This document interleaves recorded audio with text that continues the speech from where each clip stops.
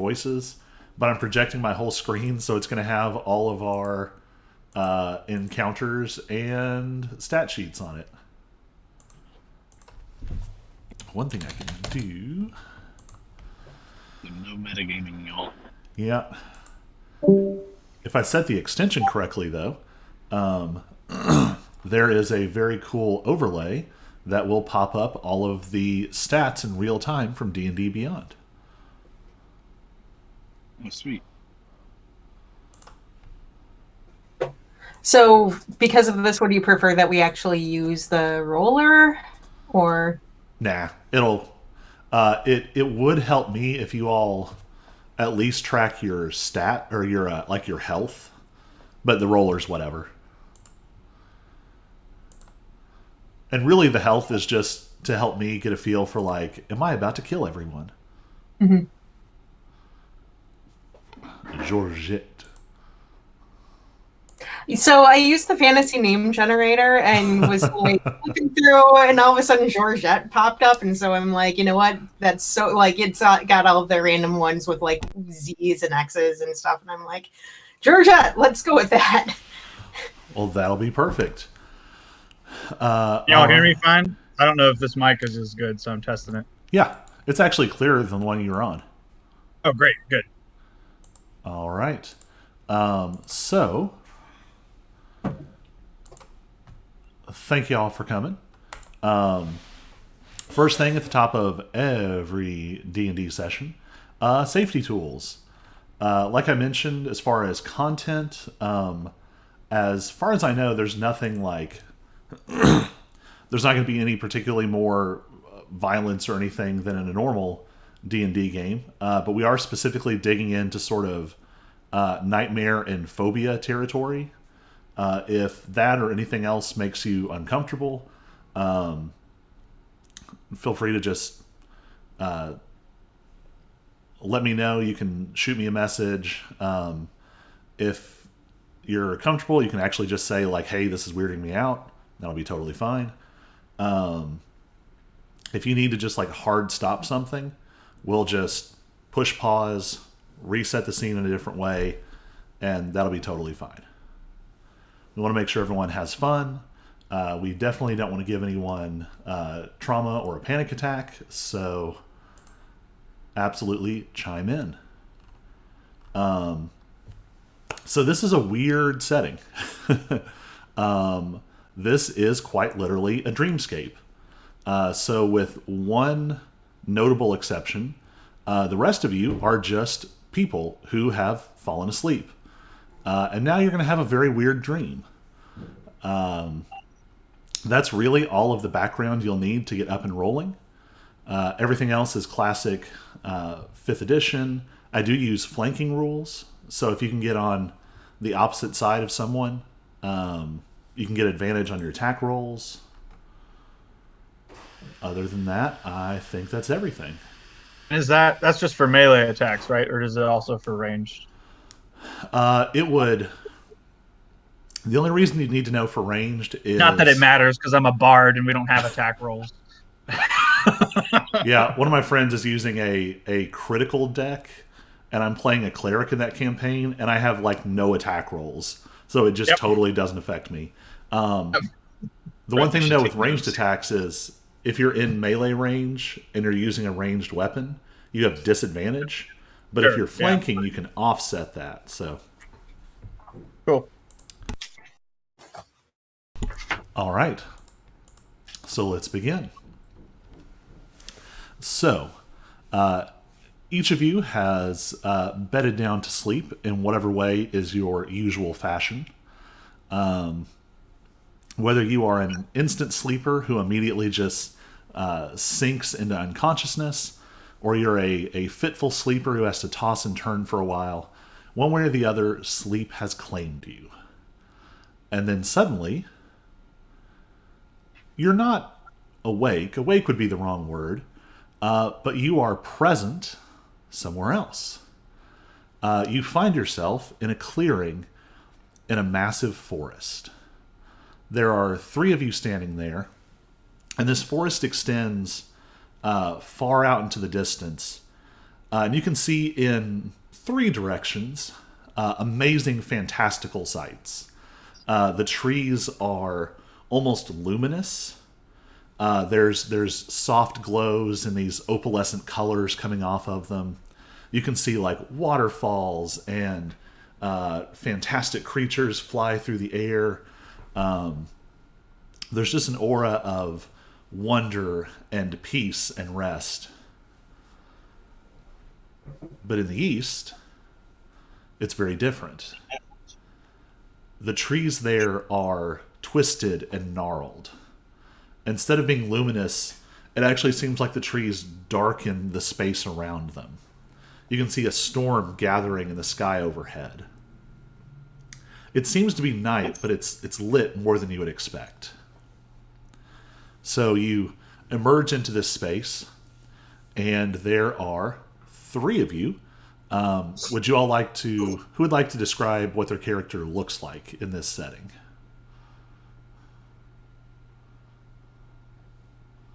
Sure, I can. I am Kaloroth Kodinar, a male elffolk, dark gray feathers and ice blue eyes.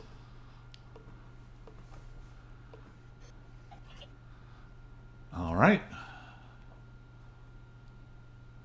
Georgette, would you like to go next? I introduce myself as Georgette. I am a Firbolg, so basically a race of like giant kin, so extremely tall. Looks like bluish skin. And not. I'm kind of quiet. Don't really say a whole lot. I'm just kind of like, I like looking around a little bit confused.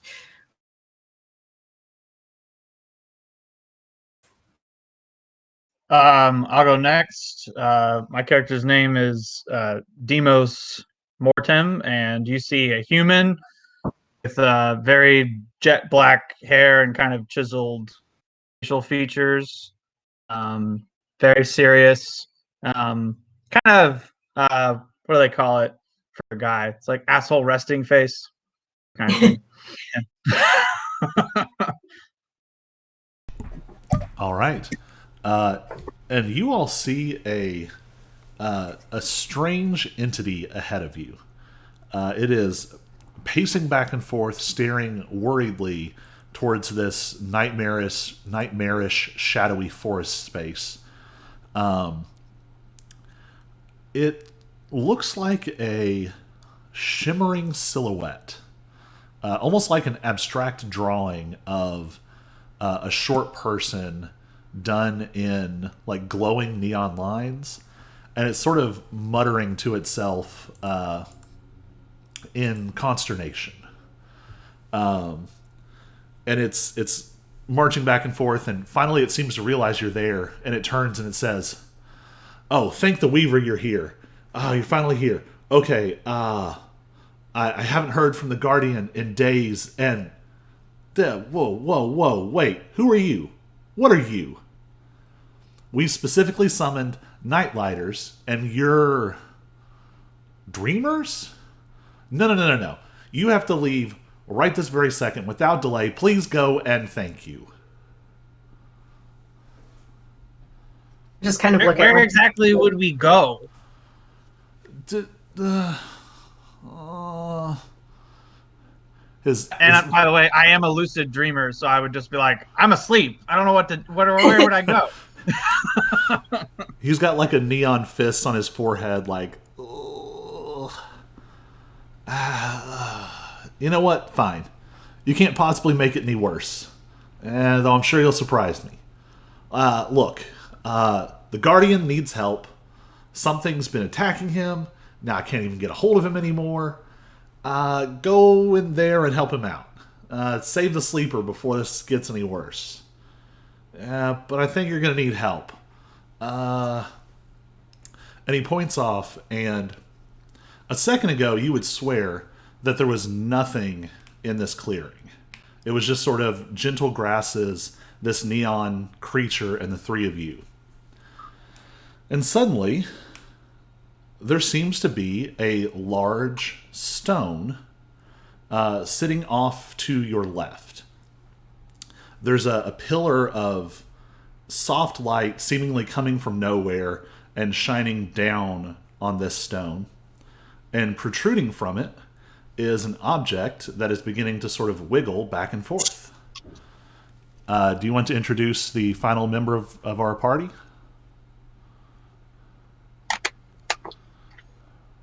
Yeah. So as you see closer to the stone, what appears to be a sword, with part of its blade protruding into the stone, but still a good 3 foot of length exposed, with a long handle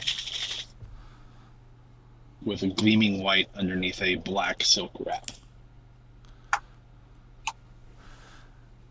So, how are you pronouncing your name? Nimi. Nimi? All right. The silhouette points over at the rock and is like, "Hey, Nimi, it's your lucky day. You're getting a shot. These dreamers are going to need some help." I'm just kind of looking confused, but I see a sword and a stone, so I'm just going to wander over and try and draw it. See if I'm King Arthur today. And as you approach stone and get your hand to within reach of grasping around the hilt, a voice in common speaks into your mind. Would you like to destroy some evil today? Destroying evil always sounds great. Let's do it. I don't know what we're doing. What's the sleeper? What's the guardian? I have no idea, but let's kill some evil stuff. And my guy will just get real excited and start saying things like that. He's going to do motivational speech. Where should I copy paste like the description of the spell, DM? That's fine. I can pull it off your sheet. Okay, cool. Yeah, I want to do motivational speech, which gives everybody 5 HP of extra hit points. But it also gives you, what does it do? Oh, yeah, you got advantage on wisdom saving throws, and if you get hit, you get advantage on your next attack roll. How long does that last? For an hour. Okay. And are those temp hit points, I assume? Mm-hmm. They're 10 hit points. Okay. All right. So this strange silhouetted figure is just like, yeah, whatever, fine. And he just kind of waves a hand, and you follow the motion of his hand. And again, he would swear there was no sense of movement, nothing. It didn't seem like there was any intervening step. You looked to one way, and it was a perfectly circular line of trees around you. And you look back, and now there is a path that leads deeper into this nightmarish wood.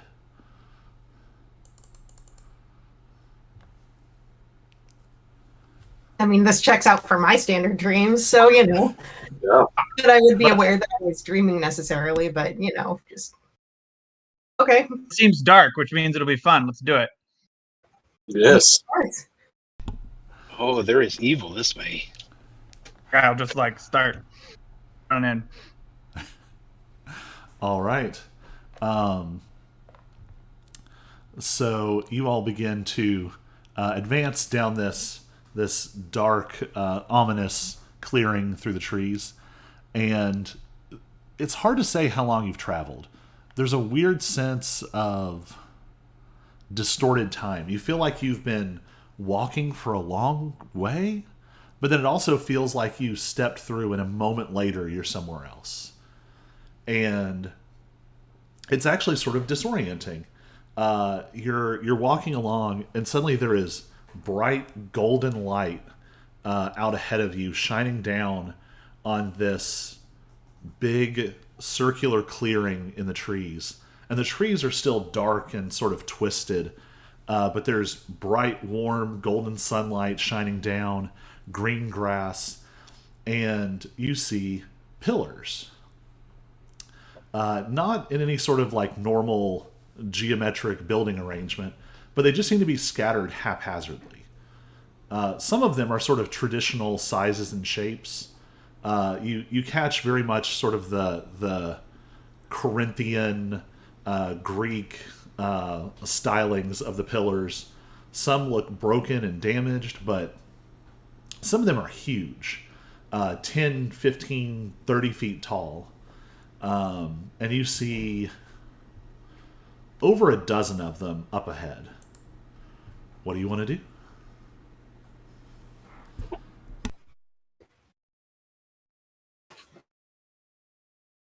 Dozens of pillars. I mean, I'm playing as AC Odyssey right now, so clearly we climbed them. What kind of orientation are they in? They seem to be sort of scattered randomly.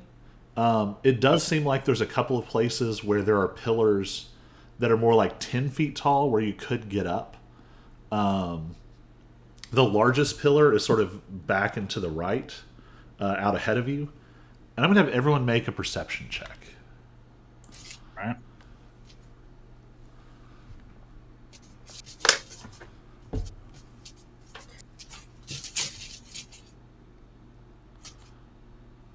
I did not pull out my dice. That go through, DM? Let's see. Mine, Virtual tabletop not found. yeah, mine did that too. I rolled a 21 with physical die. I can tell you what I rolled if you want. Nemi's came through. Yeah, just tell me. 14. I rolled a 16. 21. All right. So Nemi is just excited There is to. lots of evil. Nemi's excited to be here, and maybe is not seeing the small details quite as well. Demos and Kalaroff, you both catch a little bit of movement. There's something flying up above, and it looks like a humanoid figure with wings. And it's just sort of soaring back and forth. Georgette, you notice that there are also things moving behind the pillars. Within 60 feet of me? Let's. Oh, the thing flying. The thing flying would be well beyond what you can reach. Okay, cool. The first pillar is about 50 feet ahead of you all. Do you guys see that? There's things moving back there. It looks like a giant seagull. I didn't see it. I Do just you saw think it is something evil? flying. I don't know. We should probably be careful. By the way, so this sword, like, are you a sword, Mimi? Yes, Okay. I am a sword. This Out of sword- character, it's a great sword, shaped like a long katana. Mimi is a great sword. It's important that she believes, or it believes in itself. By the way, I play with a character in a different campaign. I've played with a character named Nima. So if I call you Nima, I apologize in advance. But yeah. So out of character, what I'm going for is I don't actually have weapon proficiency in great swords. So in character, it's more to the effect of this Nimi, you don't seem to fit well in my hand. Would any of you like to hold Nimi? Oh, And I I can't use objects. Not my thing. Sorry. I cannot either. Or it seems to get around on its own, though. So Not great. Not well, at least. I can manage. Okay, you can handle Yeah. yourself. Nimi slowly pulls away from your hand and just kind of floats there in the air. Good sword. I kind of pat you on the hilt. Good sword. if you were a rapier, I could do it, but not a great sword. Or a sickle. All right. So the figure flying overhead sort of starts to spiral downward, and there's almost an audible thump as it sort of lands behind one of the pillars a little out further out away from you. Does it notice us at all? Or do we have any inclination that it might have noticed us? It's hard to say. Once Georgette has pointed it out, you are catching like little glimpses of movement like around the edges of the pillars. They definitely seem to be keeping the pillars between them and you. So it seems like they might be aware of you.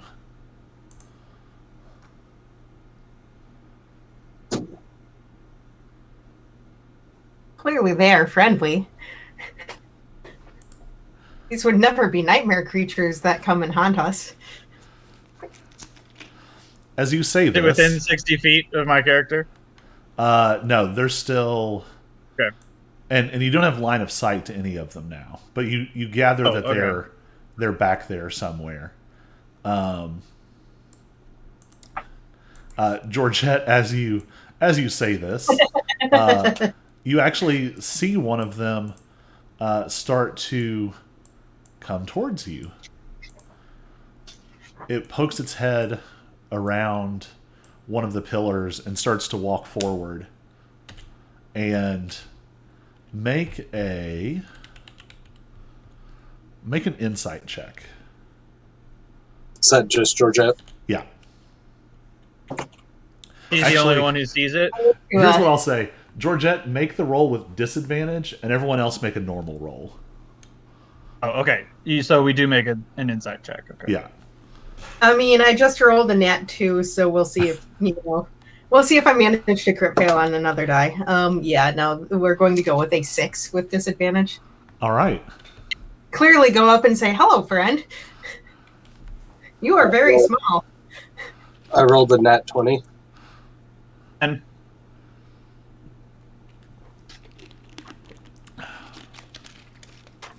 so would definitely try to scare this thing away if I see it. well, so here's the spectrum of it.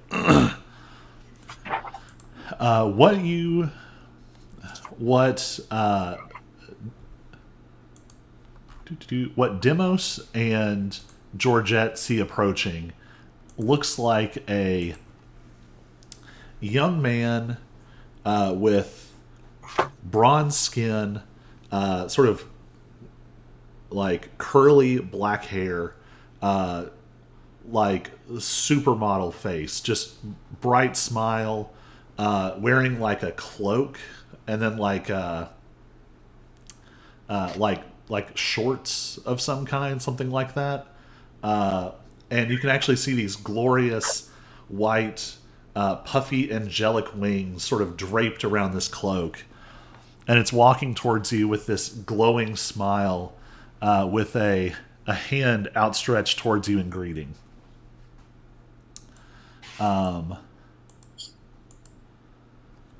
What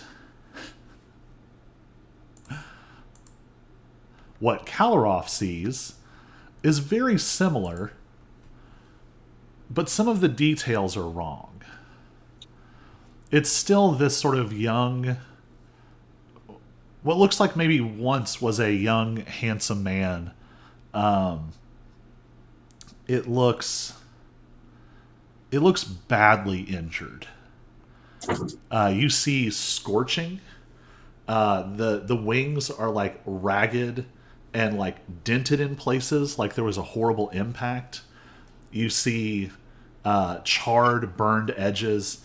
There's like visible blood coming off of it. And the hand that it's holding out is twisted, and the fingertips are burned back to about here on each of the fingers. And it's reaching out towards Georgette. I kind of step between, a little bit between Georgette and this creature, and I kind of give Georgette like a be wary, kind of look as inconspicuously as possible. My character would just say, "Hey, creepo, back off," and cast vicious mockery. Well, in that case, we're all going to roll initiative. Wait, what? What just happened? My character said, "Hey, creepo, back off," and he cast Sorry, vicious that was mockery. me in character. It's like, no. Oh, okay, yeah. cool. No, you're fine. I disabled beyond 20, so hopefully my rolls appear. It was having troubles with it. Yeah, it's probably a sort of subset that has to be done. Yeah. I rolled 22 on initiative. All right. 22. I rolled a 5. You know I'm not lying. Oh, I 6 beats that. I'm impressed. 6 for Georgette. All right.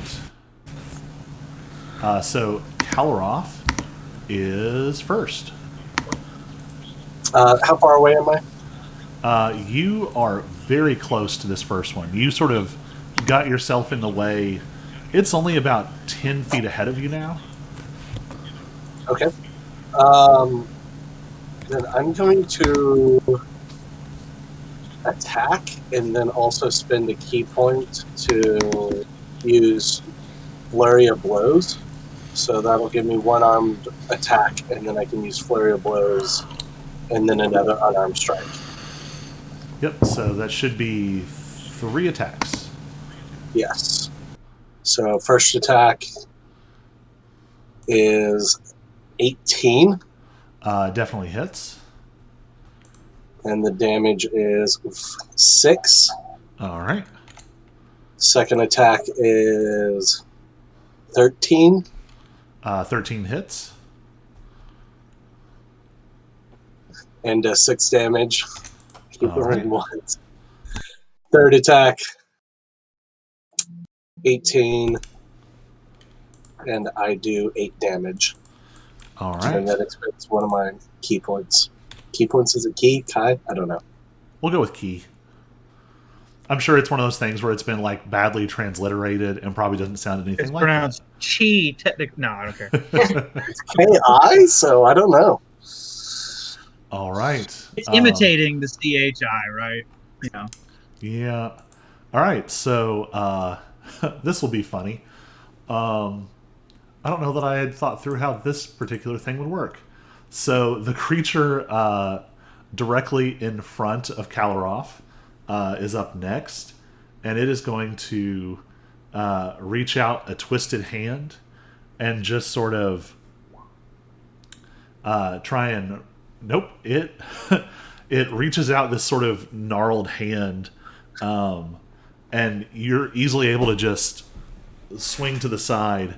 It doesn't seem super like it wasn't like a martial arts move. It was like it was just trying to barely touch you, and it didn't put enough energy behind the movement.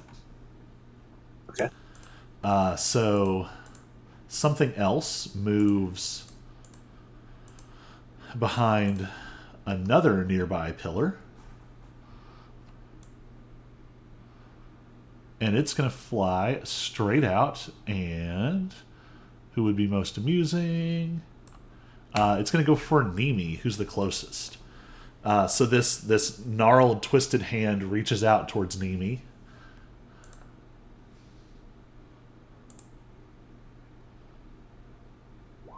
Only a 15. No go on to Paladin. All right. It is Nimi's turn.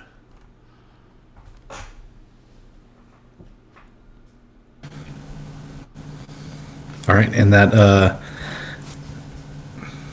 I off mute? Yep. Yes.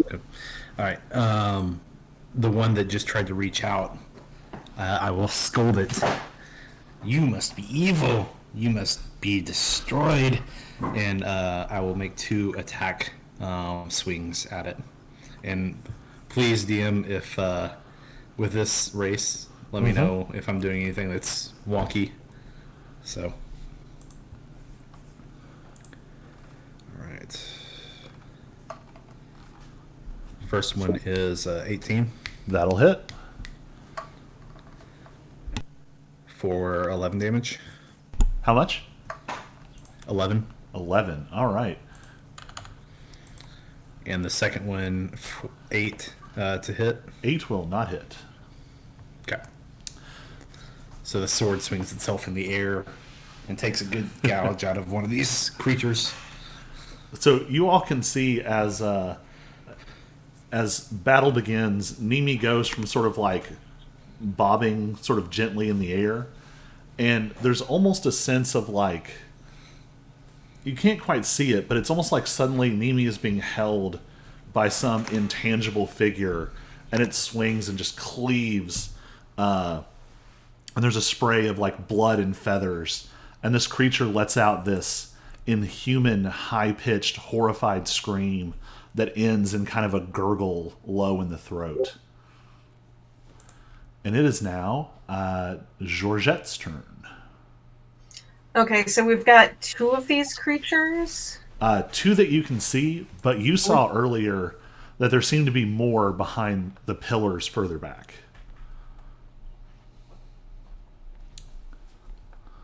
Okay, is either of them more damaged than the other? Nimi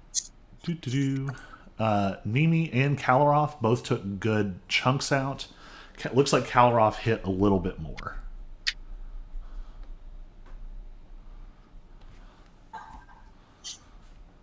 I'll save that spell, I think.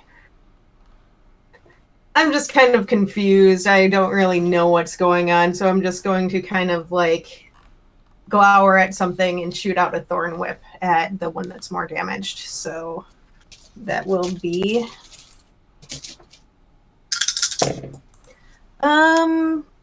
is a 15 hit. 15 hits. Okay.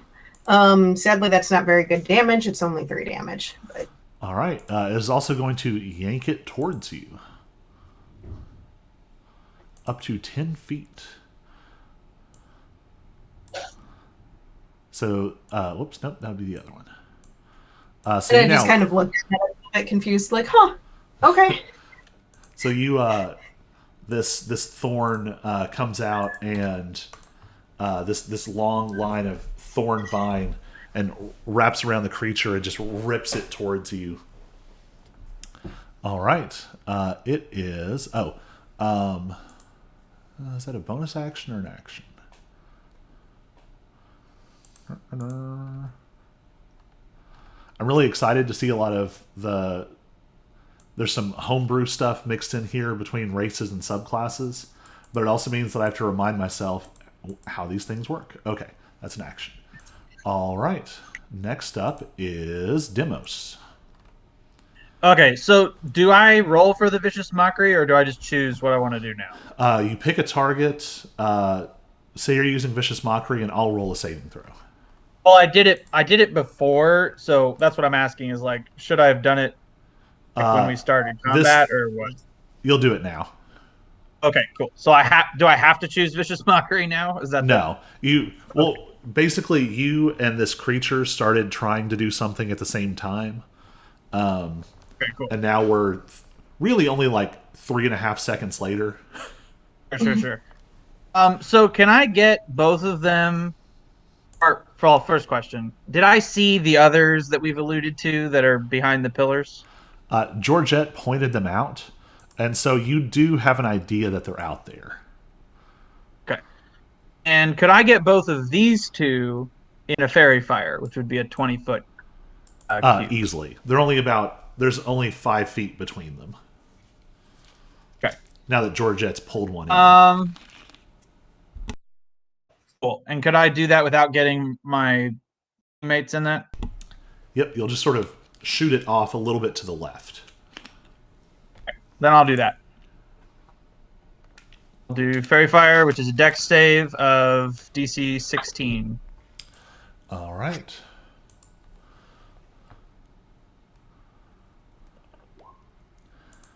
First one fails. Second one gets a nat 20.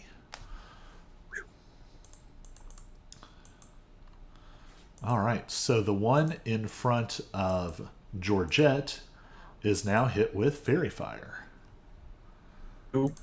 And as a bonus action, I'm going to give Bardic Inspiration a D8 to. Let's give it to the sword. Amy? Is that the name? Mhm. Cool. So you get a D8. I can tell you how it works if you don't already know, but yeah. All right, and you are now concentrating on Fairy Fire. Yes, and I'm going to run away from the two unless that will generate an opportunity attack. It will. You all were all kind of walking in together, and they have charged at you / been pulled closer. Okay. Then generate an attack from both of them or just one of them? It would actually be both because Georgette has pulled one closer to you. Okay, then I'm definitely not leaving. Yeah, so I'll just stay put. All right. You all see more movement coming from behind the pillars. And what do they want to do?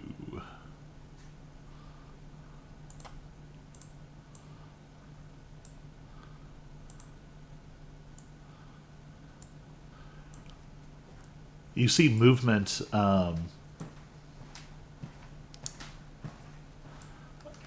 You see sudden flashes as more of these creatures sort of flit between the pillars, and they don't quite reach you all, but they seem to resituate themselves, and they're definitely much closer now than they were. Their turns, and we're back to the top with Kalaroff. Okay. I go ahead and I'm going to attack and then use Flurry of Blows again, so another 3 attacks. They'll be all about the same. You're rolling with advantage because of Fairy Fire. Sweet. First roll is a nat 20. Well, yeah, that'll probably hit. And Whew. which does 15 damage. And then next one is a 12. 12 just barely hits. And we'll do 6 damage. All right. And the third one, 16. That'll hit. It does 7 damage. All right. The one in front of you is very badly hurt. Baller. Your feathery fists are just slamming into this thing, and you're adding all of these like bruises and fractures to this already sort of like damaged creature. It is going to try and reach out and touch Demos.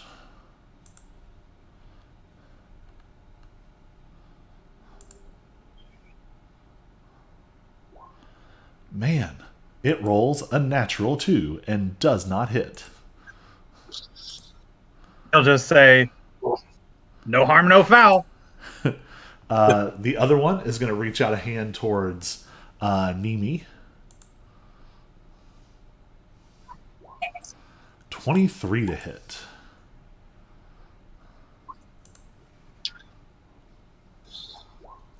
That's 7 points of bludgeoning damage, and Nimi needs to make a charisma saving throw.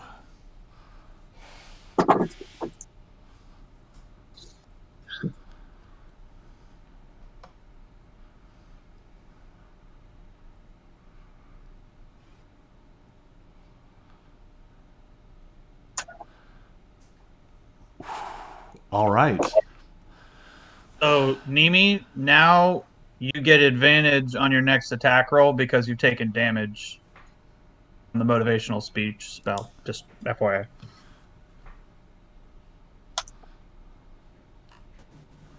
The first roll, I clicked on the ability score, not the saving throw. Oh.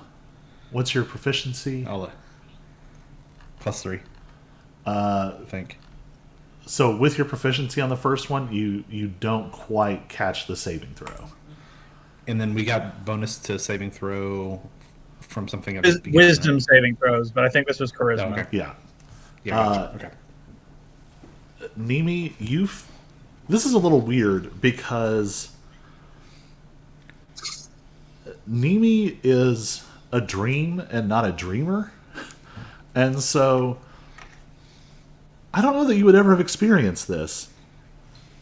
As this creature manages to touch Nimi's metallic form, you're suddenly filled up with the sensation of flight. It's this soaring, beautiful feeling of absolute freedom, and you're shooting through the air. And you are now 10 feet in the air.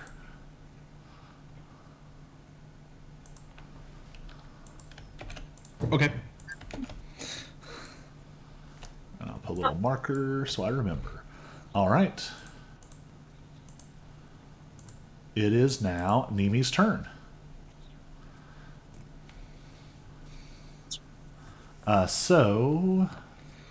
Yeah, you can still take your turn as normal, but you are 10 feet in the air.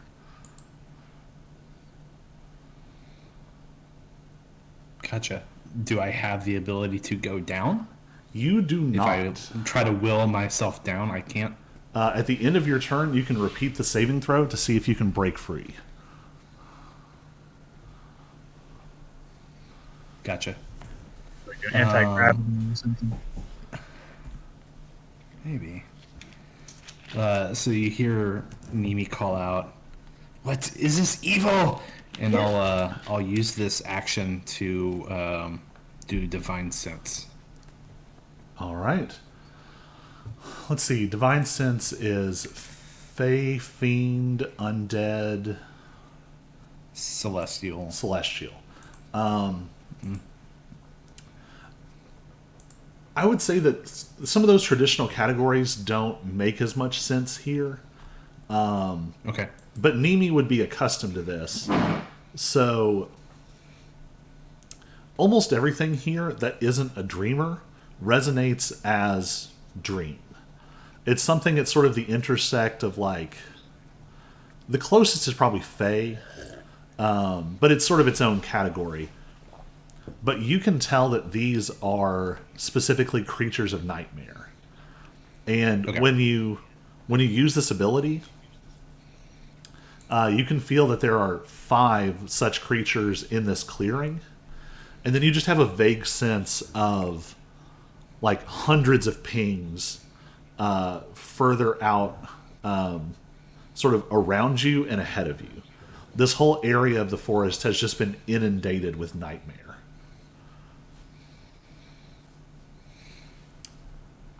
All right, make Gotcha. another charisma saving throw.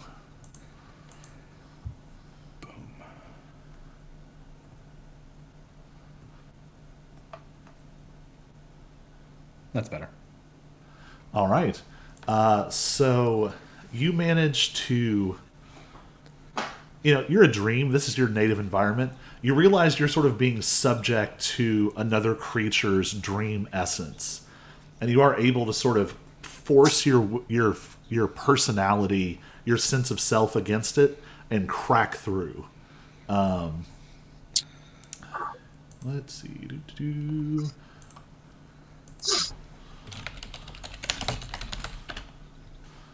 Double checking my math so I don't do extra damage to you.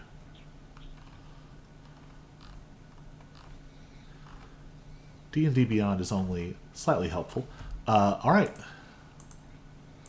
That is going to be...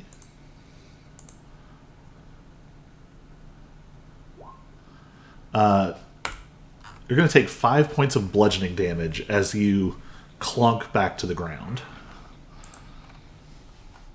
But you feel that you have escaped some greater harm that was on the way. All right, it is Georgette's turn.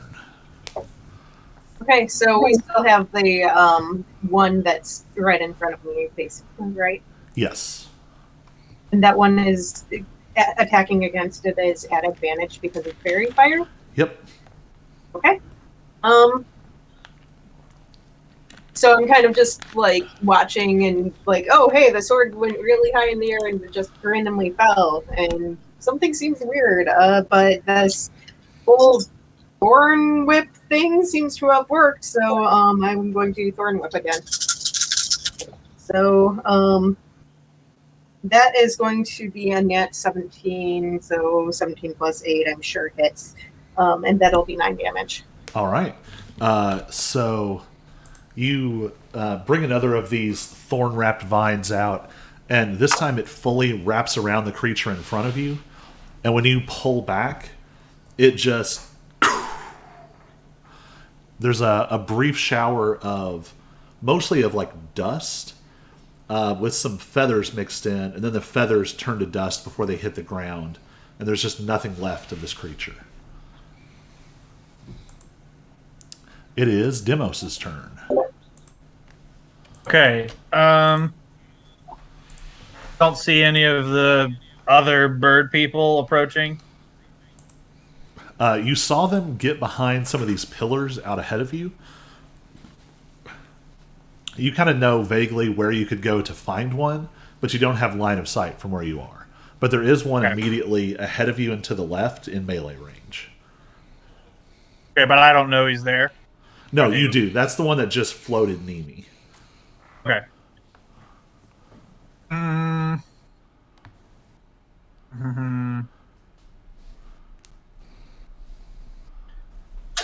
gonna vicious mockery the one we've damaged, the second one. All right. I'll just say, all look like creepy angels. And yeah, so that's 2d. That's a wisdom save actually first of DC 16. It only gets a 4. Right. Famously Then lacking in wisdom. Is 3 psychic damage. With now he has disadvantage on his next attack roll before my next turn. All right. I think I'll stay put because I'm still in range of opportunity attacks. Yes, indeed.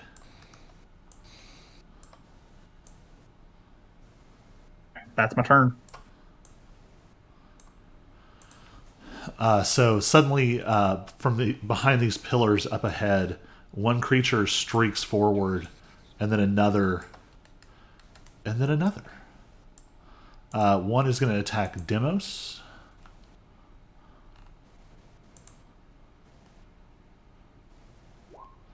$14 to hit. I'm gonna use luck to make him re-roll that. All right.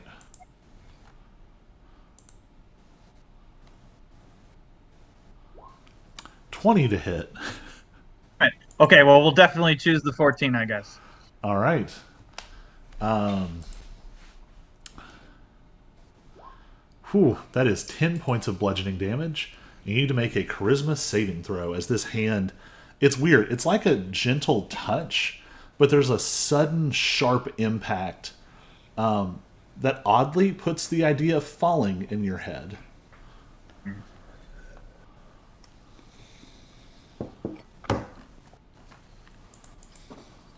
Okay, I did not roll super well. That is 11. 11. 10 A feet. bard. 10 feet up into the charisma saving air. throw. And it is funny that this would hit the bard and the paladin. I thought there was no way. I was like, Exactly. I'm super dumb for all these charisma saves. Yeah, you feel yourself this giddying sense of flight, and you feel like you are specifically. You feel like you are Superman. You feel like you're a bird. You are up in the sky. The next one is 10 going. damage. 10 Yes. damage from the attack? 10 bludgeoning damage. Okay, cool. Next one attacks Georgette.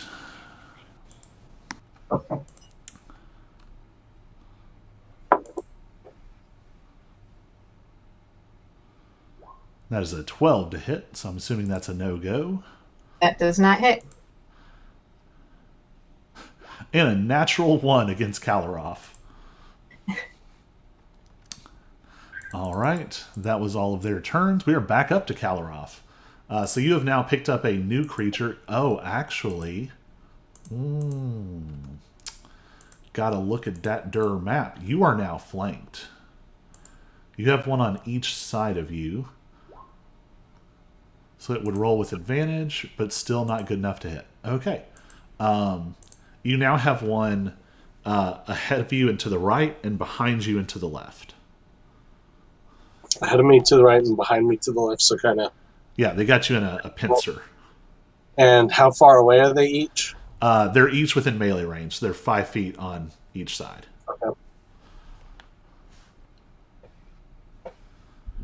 Okay.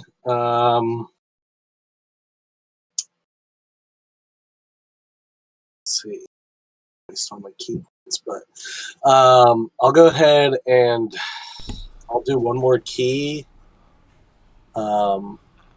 Use one more key point for flurry of blows, so that's 3 unarmed attacks. All right. First one is 23 Definitely hits. with 6 damage. I have rolled of the 7 damage rolls I have done, 4 of them have been 1s plus the modifier. 18 for the second one. That'll hit. And I'm hitting the one. Let's go with the one behind me. All right. I did not clarify. So one is 8 damage. All right. And third unarmed strike is 16 with 9 damage. All right. You instantly put it in a pretty bad state. Should I roll a Constitution check, or a Constitution saving throw? You were concentrating on Fairy Fire, but the only one that it was on died. Oh, I thought it was on 2 of them. The other one saved. Okay, never mind. All right. This Akari has disadvantage. This is the one that attacked Nimi. It is going to... Yeah, it's going to try and attack again with disadvantage. That is already a 9. It is not going to do nothing. It is Nimi's turn.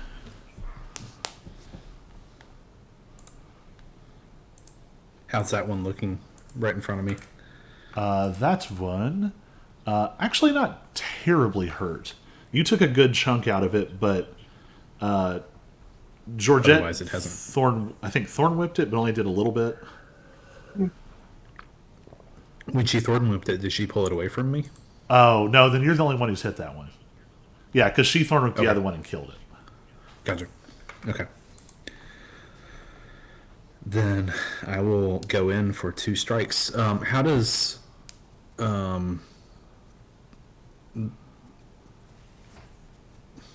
moving to the other form cost as far as action? Does it take a full action to do that? I would just say that you've already been doing that, because otherwise you're just sort of inert.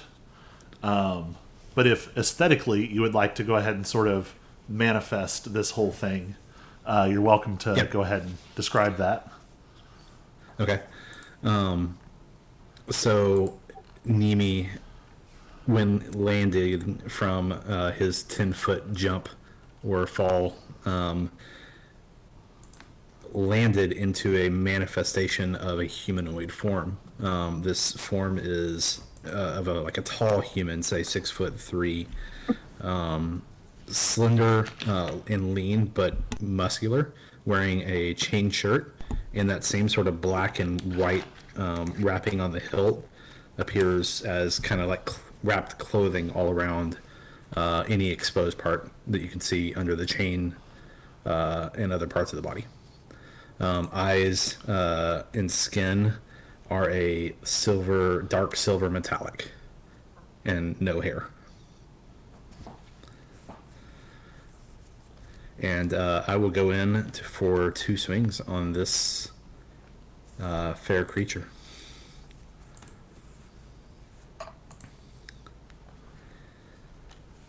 All right, that's a 24 to hit. That definitely hits. On the first one. For 4 damage. And then, sorry, damage dice won't move. And a 20 to hit for 6 damage. And I'd like to go ahead and use a Divine Smite at level 1. All right. And I think in this case, since some of the traditional categories of creatures don't apply, Divine Smite normally does additional damage to undead or fiend. I think Correct. as a dream creature, you're going to deal that additional 1d8 to nightmares. Okay. So this will be 3d8. Yep. Kill him. For an extra 12 damage. All right. It looks very badly hurt. This you see this form manifest like from the fingers wrapped around the hilt down. The rest of the body fills in as these big titanic swings with this great sword. And as the second strike lands, it just radiates this golden dream energy that sears into this nightmare creature. And it actually, where it cuts, the illusion of this sort of glorious golden angelic figure fades, and you can see like black sand coming off of it, like blood as the sword cuts through. And it is Georgette's turn. Oh, go ahead. Telepathically, I'll scream in common, "Destroy evil." The creature screams defiance as its black sand essence bleeds out of it. Georgette. So Kalarov is being flanked, correct? Yes. Okay. I just kind of look at the one on, like the one that he didn't attack, the one on the other side. Mm-hmm. I kind of like in the Flavorfully, I'm kind of putting my hand up against whatever one is right next to me. AKA I'm disengaging. And I am going to look over at the farther one, or like the one that hasn't been attacked, and say, "You need to stop that." And I will cast Maximilian's Earth and Grass. It is going to need to make a Strength saving throw, DC 16.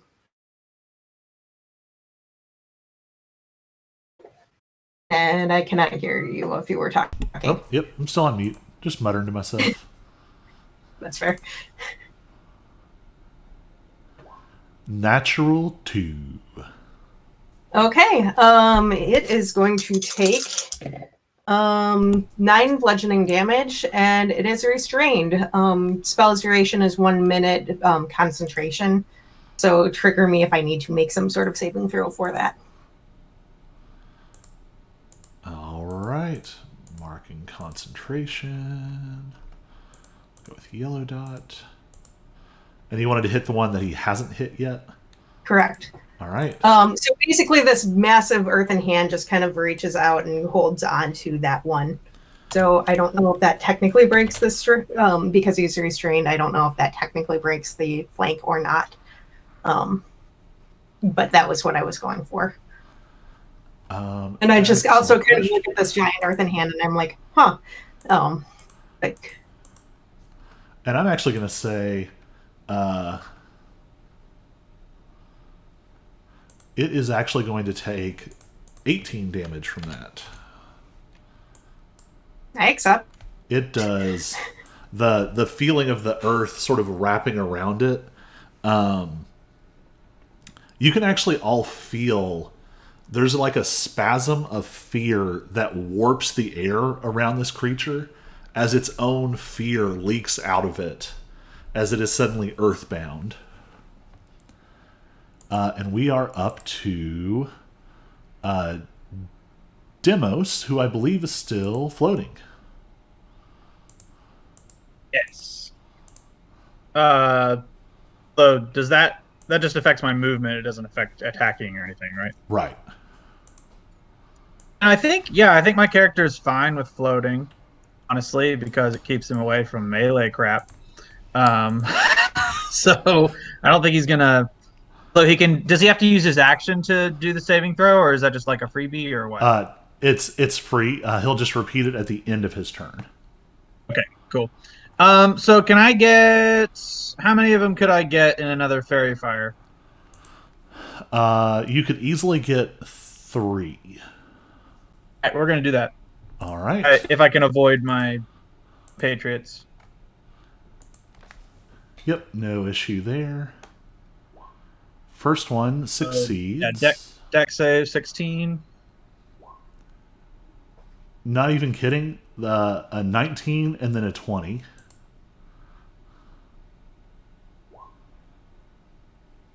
Hold up. Okay, what? then.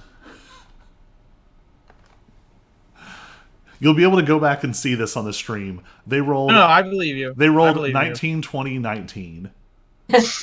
Ow. I just get mad when like the math seems improbable. I know it's got to This is happen bad occasionally, mojo. but Oh, this is what happens in dreams. Unrealistic things happen. So yeah. What am I gonna do? I gotta help somebody do something. Yeah, I'll give Bardic Inspiration to the monk. As I can't mess that up. D8. well, and now I'm afraid for you because you have to make another charisma saving throw. All right. Charisma saving throw. Better work, stupid bard. What's the point of a bard if you can't do a charisma saving throw?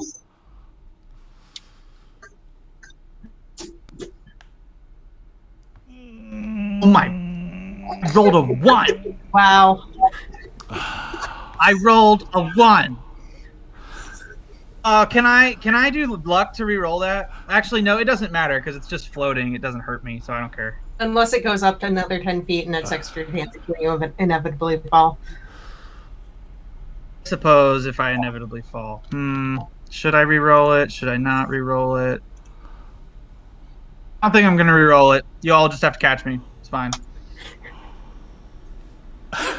Okay.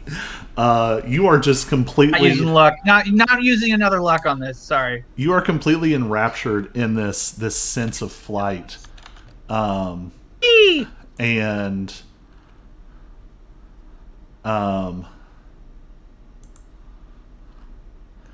you float another 10 feet into the air, but something starts to go wrong. That giddying sensation that you feel uplifted, and there's this moment of like it's like a ball that's been thrown into the air and it seems to hang for just a second, and then you realize that you're going to fall. And as you realize that, you feel this golden sunlight above. It turns scorching hot, and you feel it burning across your back, and you begin to plummet. That's me! You take 2d6 fire damage. Well, I just fall. I don't even like. It's not even like actual time for. No, that was you take 5 fire damage. Oh, from the okay, yeah. And 15 bludgeoning damage as you hit the ground. You shall henceforth be named Icarus. I thought I would have time to fall through the air, but I did not. I think you fall 60 feet all around. Or no, 60 Sorry, feet what? is. I think 60 feet is feather fall. You fall fast in 5th edition. Oh, now I know. Never It's fallen called before. gravity. I know. Also, like rounds are supposed to happen every 6 seconds. Every 6 seconds. I just so feel that's what I was bad. thinking. That was like a maximally bad turn, and it was all dice. Like, Good. I have 18 HP, by the way, everybody. all right. It is the Akarai's turn. They are still sort of lined up here, and they are going to attack again. So one against Nimi. Well, that's a 2. One against Demos, who is picking himself up off the ground. I'm gonna say, am I prone? I didn't write it that way, so we'll say no. That's fine, because I'll probably die if I am. 8 points of bludgeoning damage. I'm gonna use luck to make him re-roll that All right. attack roll. 21. Damn it! I feel like the dice are coming after you. They are. Okay, so you said 8 points of bludgeoning to be damage. fair, were you the one who triggered this entire fight? I just wanted to talk to the creatures, and clearly. You're down to 8 HP. No, I have 10 Or HP 10, now. 10. I took 8 damage. Yeah. And the last one is going to attack Kalaroff. Teepish. That is a 24 to hit. They are rolling hot. Not flanked, though, correct? Because of the Right, because grass. the other one's restrained. That hits. Sorry, For man. 11 Tried. points of bludgeoning damage, and you need to make a charisma saving throw.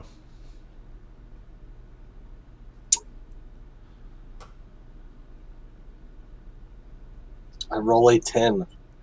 So this is going to be If you have kind of weird inspiration, for you. though, you can add yeah. that.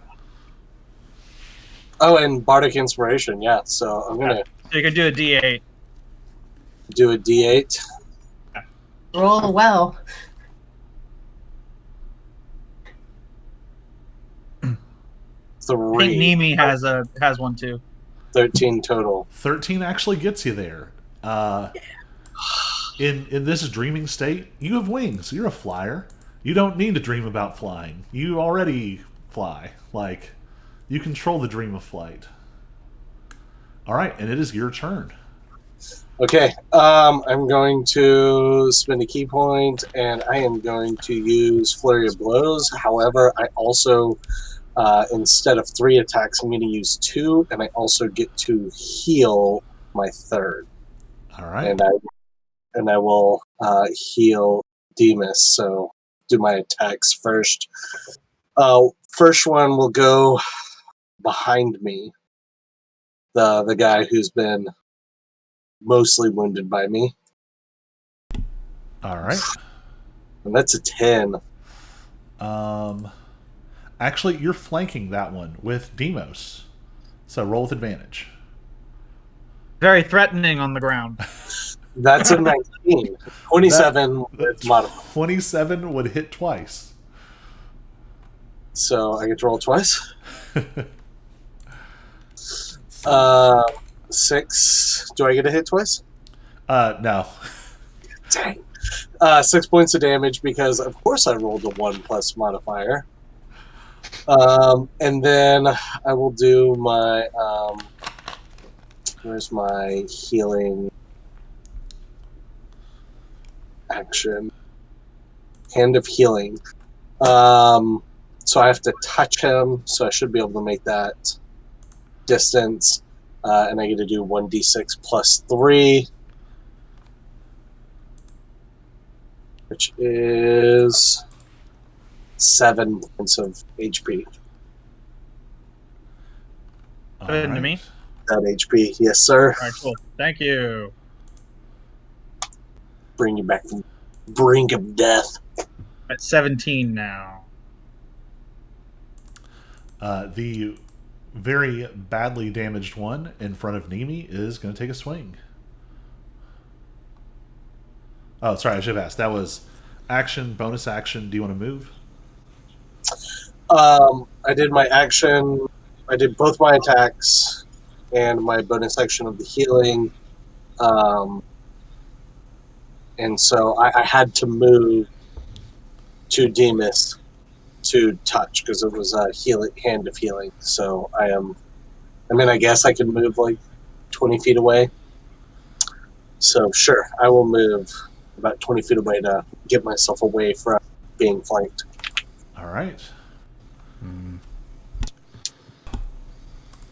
All right. The one in front of Nimi is going to reach out again. Natural 2 for a total of 8. Reaches out and just can't seem to get a grasp on this new metallic figure swinging the greatsword. So it is now Nimi's turn.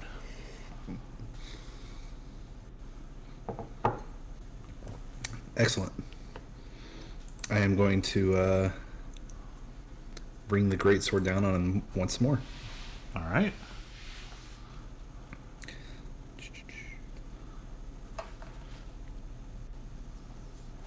.22 to hit. That hits. And then I realized I did not... I caught your message. I bumped that damage up. Okay. And then this rolled a 7 for damage, but one of those is a 1, so I can reroll a single d6. All right.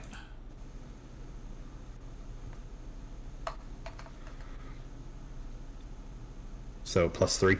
So 10. All right. It is almost dead. All right. I'll go ahead and swing once more. For a 20. That'll hit. All right. 10, but 1's a 2, so I'm going to reroll the 2.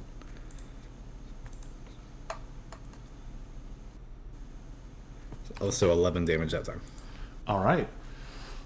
As your second blow comes down, you cleave through this creature, and this like golden, this sort of positive dream energy manifests off the edge of the blade as this golden, almost like a curtain of gleaming golden sand, and it shears through, and this creature bursts into black sand and vanishes. All right. And I look around to assess where evil is, so I can plan my next move. And so, just for frame of reference, Nimi, Demos, and Georgette are kind of in a line, left to right. There is an Ikari in front of Demos. There's an Ikari in front of Georgette. Kalaroff has just resituated a little bit to the side, and there is still one Ikari that has been restrained by Georgette's earthen hand. Can I move to a flanking position against the Ikari by Georgette? You can indeed. That way she'll have flanking, and I'll have flanking on my next turn. All right. It is Georgette's turn. Well, I was going to just squeeze the guy that I had in the hand, but if I'm going to switch over to it, if I'm flanking, I might as well attack the guy that's directly in front of me. So, yeah, I assume I can still hold on with the grasp, correct? Yeah. Like that doesn't hurt concentration, okay. Yeah, I will just kind of thorn whip this guy.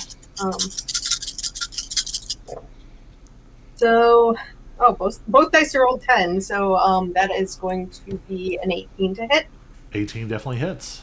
and that'll be 10 damage with the thorn whip. All right.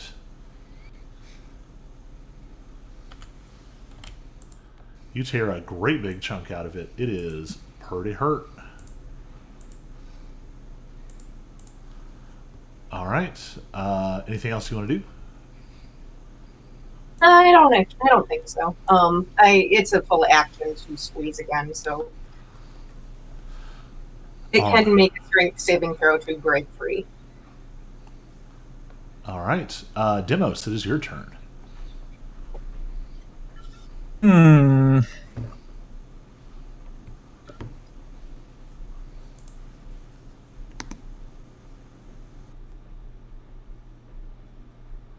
That's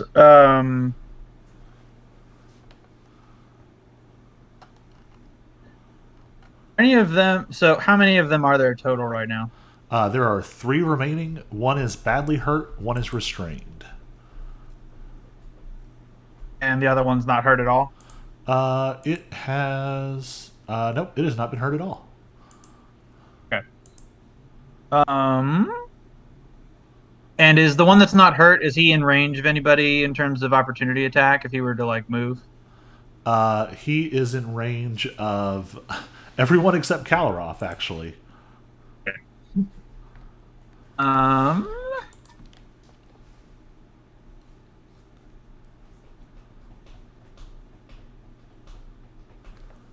Okay. So, another weird question. I promise it's relevant though. What are they in proportion to our measurements? Like how tall are they, or what are They're their? humanoid sizes. Like, Okay, so they're similar to us. yeah. Okay, cool. All right. So I'm going to. Okay,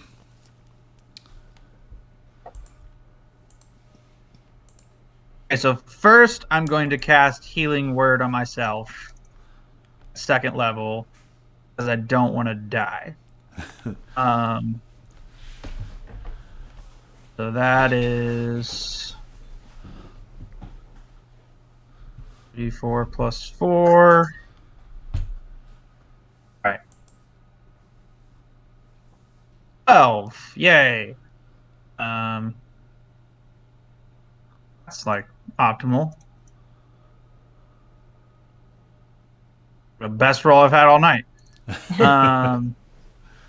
Okay, so then I'm going to use my action to completely transform into one of these Ikari things. Something that looks similar to them, but not. I don't want to look like exactly the same face, but the same creature.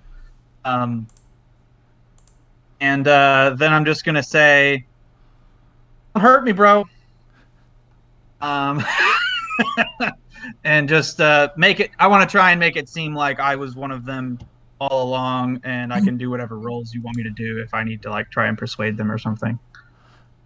Make a deception check.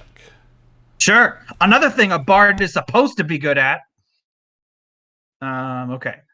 So this will be. I actually am guaranteed to do well at this. I think because of my eloquence bardness. Don't jinx yourself here. My God, I rolled a 19. Okay, I rolled a 19, and and for deception, I have, what do I have? It's baller. I rolled a 19 plus 10, so it's a 29.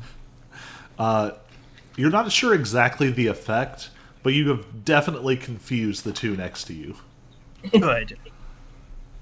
Good. Okay, cool. As long as I'm not a liability, that's all I care about. Okay, and I'm going to stay put so as not to generate opportunity attacks. All right.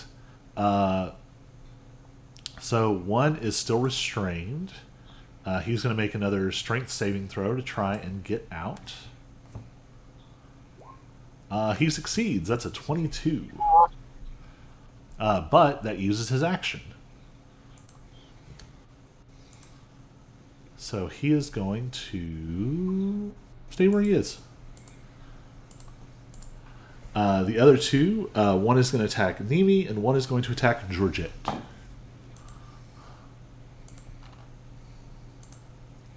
So against Nimi, that is a 9. Against Georgette, that is a 15. That does not hit, but I have a question. Uh-huh. So I've got a couple of reactions. It says when it makes a melee attack against you. It does not say when it hits you. Bramble and Thicket, either version. Yeah, you can use your reaction to deal 1d6 piercing damage. Yeah, let's do that. Is there a reason to not use the old Ash and Thorn version? That one requires you to use your wild shape to transform, and then okay. it's different. It adds Gotcha. extra damage, and it causes it to be restrained. Cool. I will just do the 1d6 and I roll a 5. All So- right. It Flavorfully, I is. see like thorns and like brambles and thorns literally erupting from my legs as it tries to attack.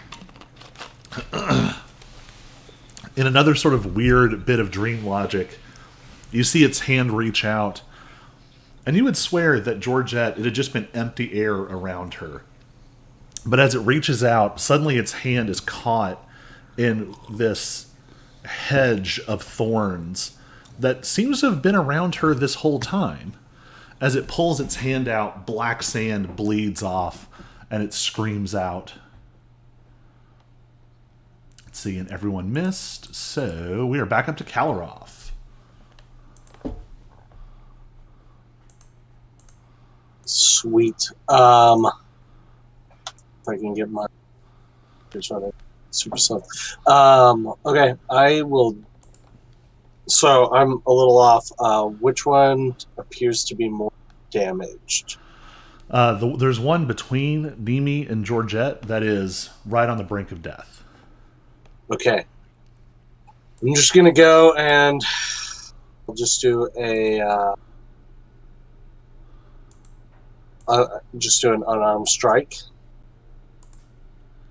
And I think even without a key point, you still get to hit twice. That'll hit. Yes. That is 15 with 6 damage. I have rolled 75% ones on my damages. Yes, I do get a extra hit. 22 for the second one, and 8 damage.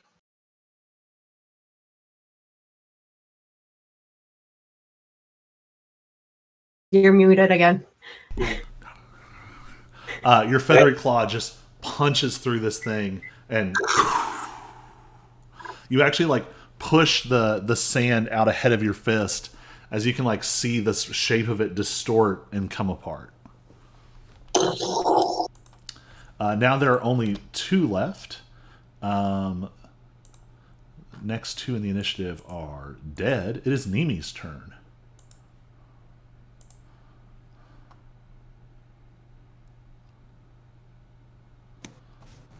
Excellent. So the one that just got released from the hand, and then where's the other one? So yeah, that one is sort of up and to the right, out of melee range. The other one is still in melee range, and you could actually have flanking if you move over 1 space. You'd be flanking it between you and Demos. I will take it. All right.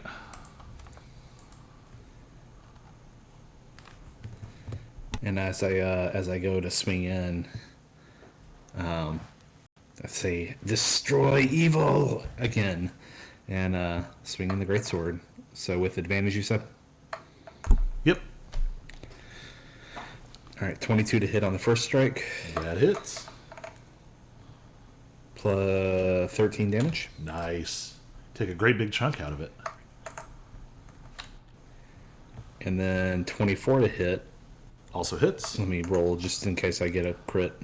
Okay, yeah, 24 to hit. Paladin's always got to roll for that crit. Yeah. And then that'll be another 9 damage. And yeah, I'll let that be it. All right. You instantly carve out a giant chunk of this creature. And it is Georgette's turn. The one that was just in front of you has died. There is now one still in like melee range to your left and ahead of you that is flanked between Nimi and Demos. And there's one sort of further out ahead and to the right. That was the one you had restrained. Right. No, based on the spell description, there should still be a giant earthen hand looming over it. It's just broken free. All right. Lasts for 1 minute.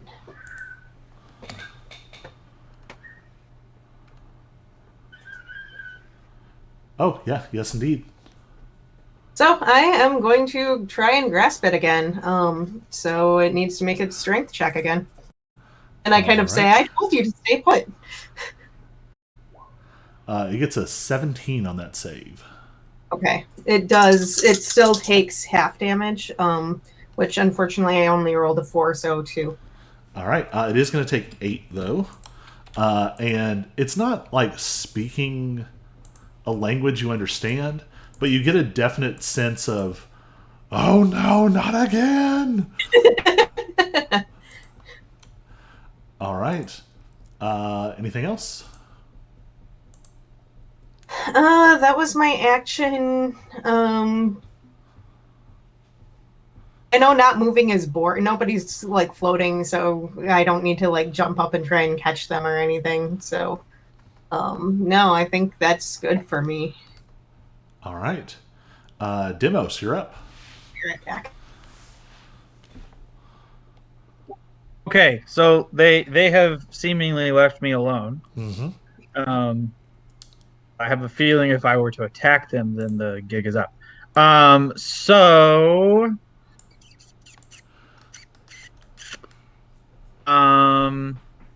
is what's his name? Is Kalaroff close to me? He is 10 feet over and 5 feet up. Okay. Am I in range of opportunity attack of one of these things? You are, but it's not really sure what to do with you. You could probably move and be okay. Right, I get the sense that they believe I'm on their side, or at least not a threat. Okay, so I'm gonna this is gonna be weird, and I don't know if you'll let me do it, DM, but I want to try and maintain the facade. I'm on their team, and so I want to like pretend that I'm gonna go attack Kalaroff. I want to actually say vicious mockery towards one of them. Say like terrible bird or something like that. Make a deception check with disadvantage. It's probably not going to matter, honestly, for disadvantage because I'm pretty good at this. I'm fine with it. All right, deception check.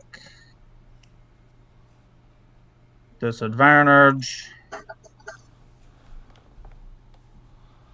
And can I use luck? Yes.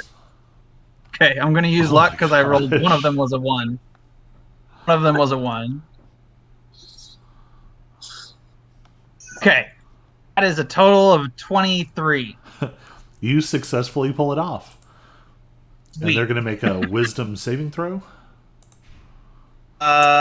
Yes. Wisdom saving throw. Whichever one's the weakest that's in range is who I'd be targeting. All right. It only gets an 8, so 2d4 damage. 8.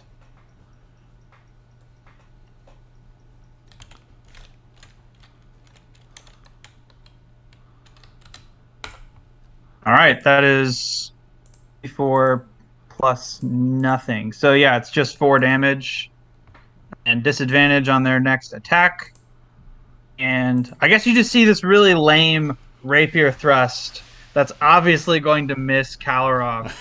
But it's just like these really bad theatrics with this little feeble sword. But the Akari are buying it. Yes, they think it's real. That's all that matters. So, one of the Akari, you see something weird happening. There is visible fear coming off of this creature. It has been mocked and smashed and held to the ground with an earthen hand, and you can like its fear is visibly manifesting into the air around it, and it almost seems to be trembling, and it just bolts. It is not within reach of anyone. It is going to use its full speed, and it is going to fly 100 feet away. That is going to get it well out of this clearing and out into the impenetrable wood. It is out of fight. The other one, however, is not quite so intimidated and would take a ton of opportunity attacks. So it is going to swing at Georgette.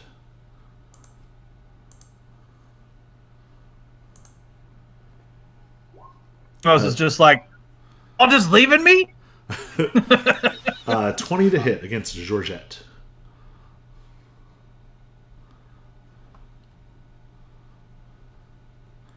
You're on to mute. You're muted.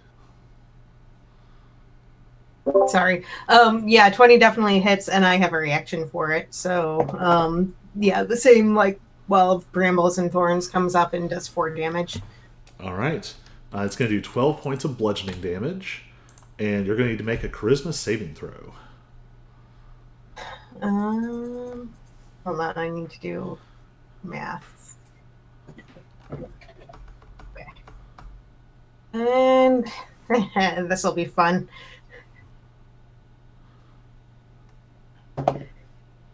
One. I rolled a 2. You experience the glorious sensation of flight.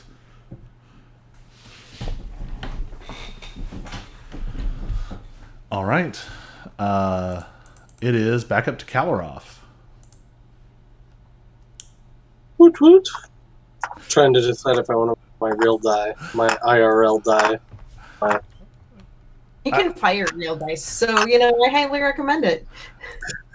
You can actually swap your digital dice too now. I know. I think you said woot woot, but in context, my brain heard it as hoot hoot. That is exactly no. This is canon. This is how Kalaroff says woot woot. He's like hoot hoot. Hashtag Alfolk. I'm gonna go ahead and. Am I able to like kind of fly close to get some advantage by flanking someone? Yeah, easily. Then let me go ahead and do that, and I'm going to do my unarmed strike. All right. First one is 27 to hit. That hits. And 7 damage. Which do I get? I get advantage on it. Do I just get advantage on the hit die, or just the hit die? Okay. Second one is 16 to hit. That'll hit. And 6 damage because, of course, I rolled. All right. Statistical improbability. Yet here we are. It is very badly hurt, and it is Nimi's turn.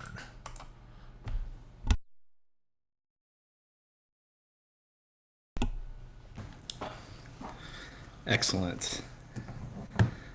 And as I swing in, I'll yell, "Evil cannot escape!"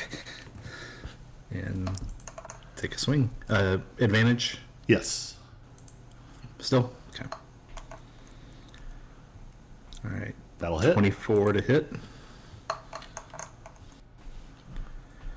3 plus 2 plus 2. I'm going to reroll the 2.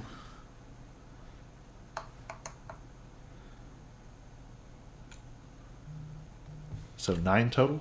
All right. It's 9 on that one. Yep. And if he's still up, I'll swing one more time. Yep. That'll hit. Perfect. And then that one does 10 damage. All right. How do you want to finish it?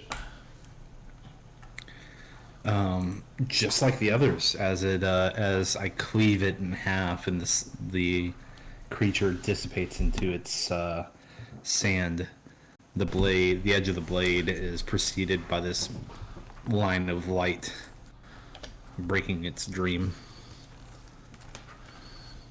All right. You rend through this nightmarish essence of this creature, and it just comes apart. And as it comes apart, you actually see the whole clearing just starts to disintegrate into black sand, starting with like the tops of the columns, and they just disintegrate down to the ground. That golden burning light fades into sort of a clouded night, barely lit with moonlight. And Kalaroff, make a dexterity saving throw.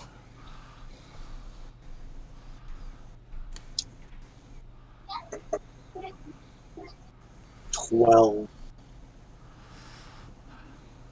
We'll say it's close enough.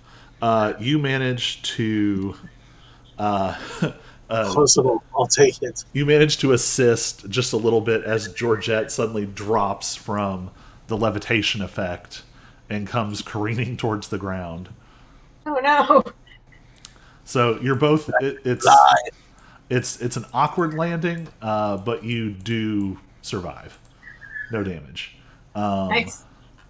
So this whole clearing is faded, but now there is a path open on the other side for you to continue. So we don't see the columns like anymore. The columns just dissolve into black sand and then just blow away. So what sort of clearing are we in now? Like a forest or? Now it's actually not even a clearing anymore. It's like a continuation of this long, sort of ominous wooded path that you've been walking down. Is he still look like one of these creatures? I don't know. Yes.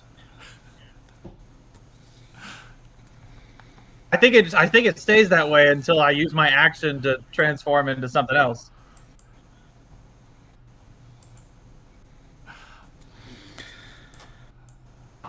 I'm gonna pursue him.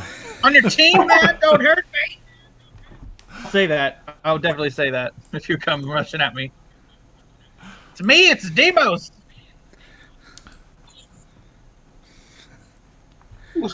I take a stutter step to stop. Not evil. Looks around. No. I was about to die from the evil, so that's why I did this, so they would get confused like you are. It's working really well.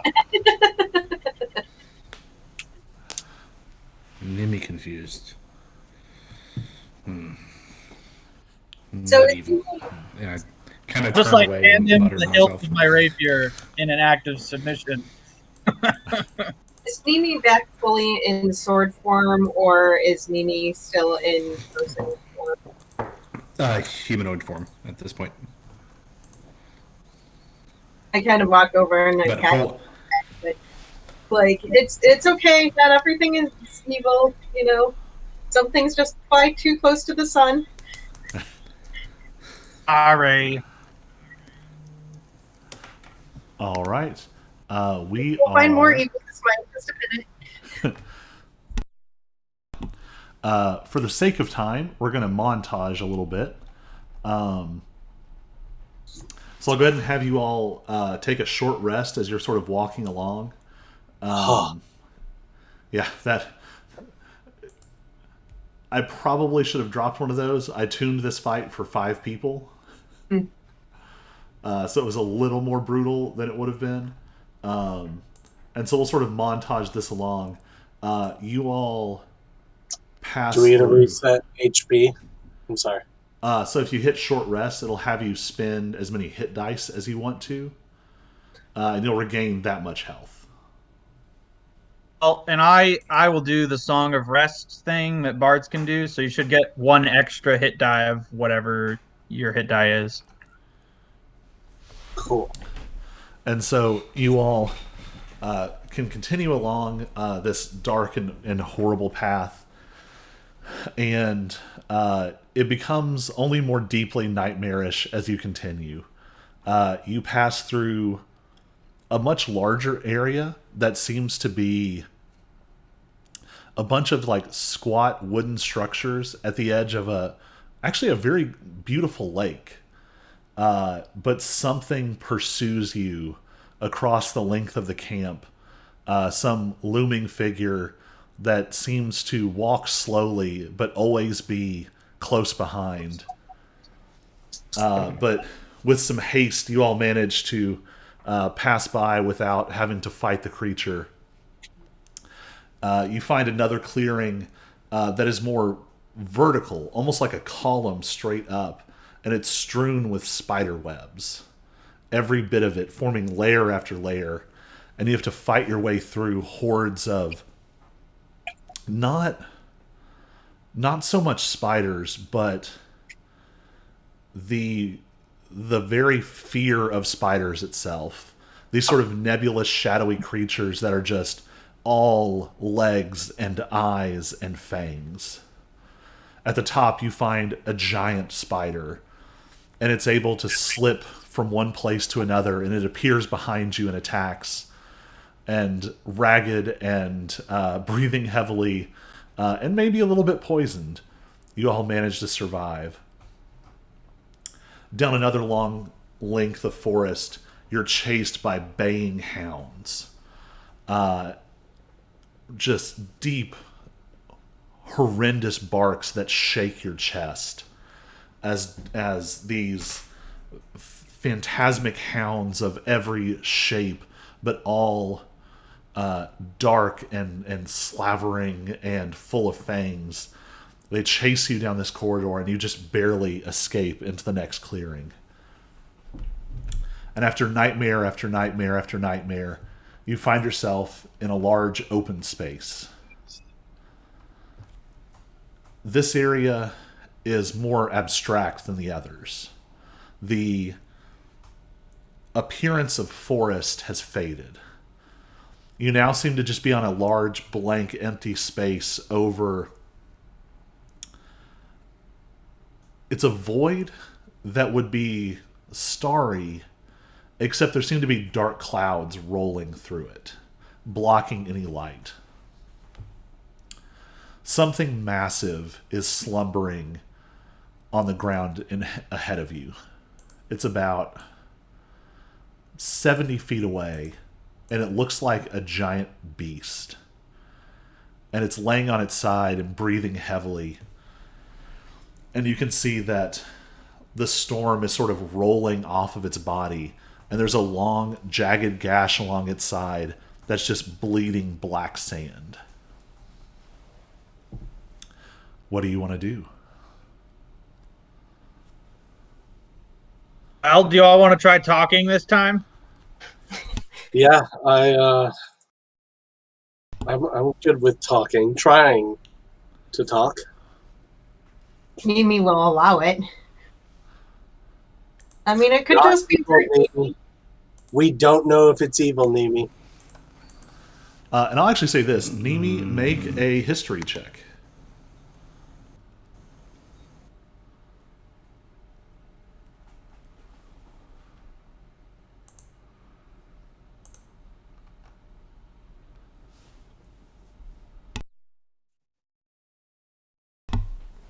Nope, you're pretty sure this is a big evil thing. Nope. Big evil. Destroy. You can definitely tell that what's sort of rolling off of its side, where it seems to have this terrible injury, is nightmarish energy. And you see it. It's been hurt by something nightmarish. Is that the idea? It's hard to Can tell. I- It seems Can like I it's. do an insight check? I'll have you all make. Yeah, insight's a good check. Everybody make an insight check. 12. 29. So I heard 29. 20. 12. Not 17. All right. Georgette, you're looking really closely at this thing, and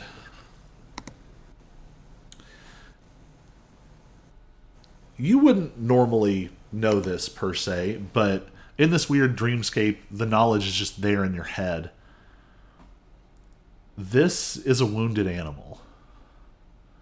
You don't necessarily know about dreams and nightmares and all of those things, but a little voice does sort of say in the back of your mind, didn't someone tell me once that wounded animals are really dangerous?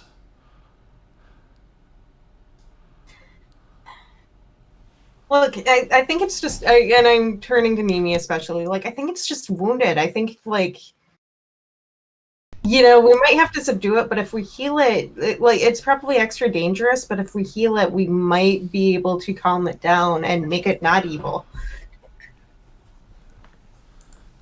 We try and sneak around, or do you want to actually help it? I want to. Heal. Well, and as far as sneaking around, you don't see anywhere to go. The path behind you has faded into this sort of storm-laden void, and out beyond this creature, you can't see anything. I think I'm going to try to heal it. All right. Anyone have any concerns? Oh, you're a monk. You're a good person to do this. Let's see if we can talk to it before even going up and healing, because it might not know what we're doing. I can chat with it. You can try and at least distract it while you try to heal it if you want. Hello, friend. I would like to heal you. So Right. I actually have speech of beast and leaf, which may or may not actually come in. Right. So I can communicate, though not understand beasts and plants, and have advantage on charisma checks to influence them. Not that my charisma is any good, but so You probably wouldn't understand me, so that's better. So I kind of start with, hello, we want to heal you. Is that okay? We're here to help you. Go ahead and make a persuasion check with advantage just to see what its initial reaction is. 10. 10. All right. With advantage? I'm at -1 for persuasion and stuff. So. You can hear this deep, labored breathing.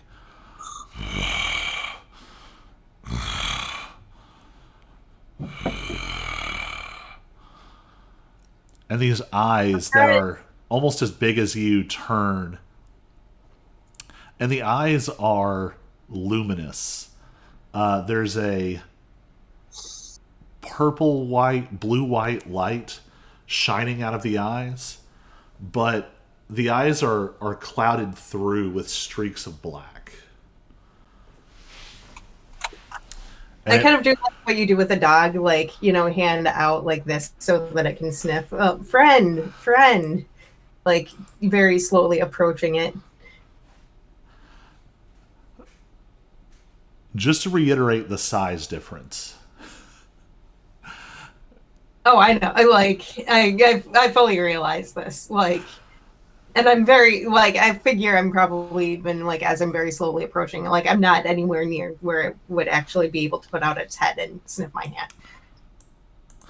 All right. So you advance forward. Kind of, yeah. Very cautiously. Probably 10 feet from the rest of the party or something. Must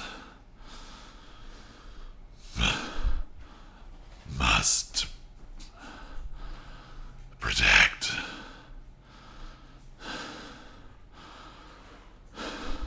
Must protect. Intruders. In the dream. And you see it starts to try and push itself up. And more of this black sand is swirling out of it. And as the black sand swirls out, you can see that it actually floats up into the air for a second and is forming shapes. And you just catch little glimpses of nightmarish figures. It's almost like this wound is bleeding nightmare. No, don't move. It's still pushing itself up, and it seems pained, but it turns and it focuses these giant eyes on you. Must protect.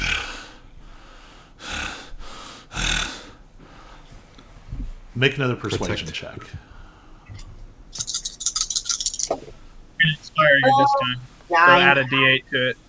Oh, hold on. So 9 plus 10. A grand total of 10. Of course, I rolled a 1 on that. Oh, I kind of motioned to one of you. Which one of you was going to heal? I can heal. Sorry, who heals? I heal. Okay. I'm a monk who heals. I'm motioning to come up, yeah, but stop once you're next to me. Yeah, and then I go up next to you. I am going to cast invisibility on you, so I basically reach out and touch you. Anything you are wearing or carrying is invisible as long as it's on your person. It ends when you attack or cast a spell. Okay. I can use Hand of Healing, which is not a spell, just an action. Do 1d6 plus 3 healing. All right. I'm going to say, to go with this, make a medicine check. 13.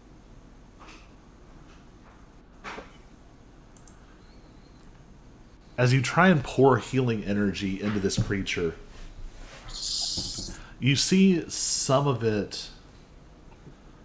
You're healing almost like it's like this radiant light that like burns through some of this shadow pouring off of it, and you see some of this wound start to close just a little bit. But the beast also suddenly stirs. Better, helping. And it realizes someone is there.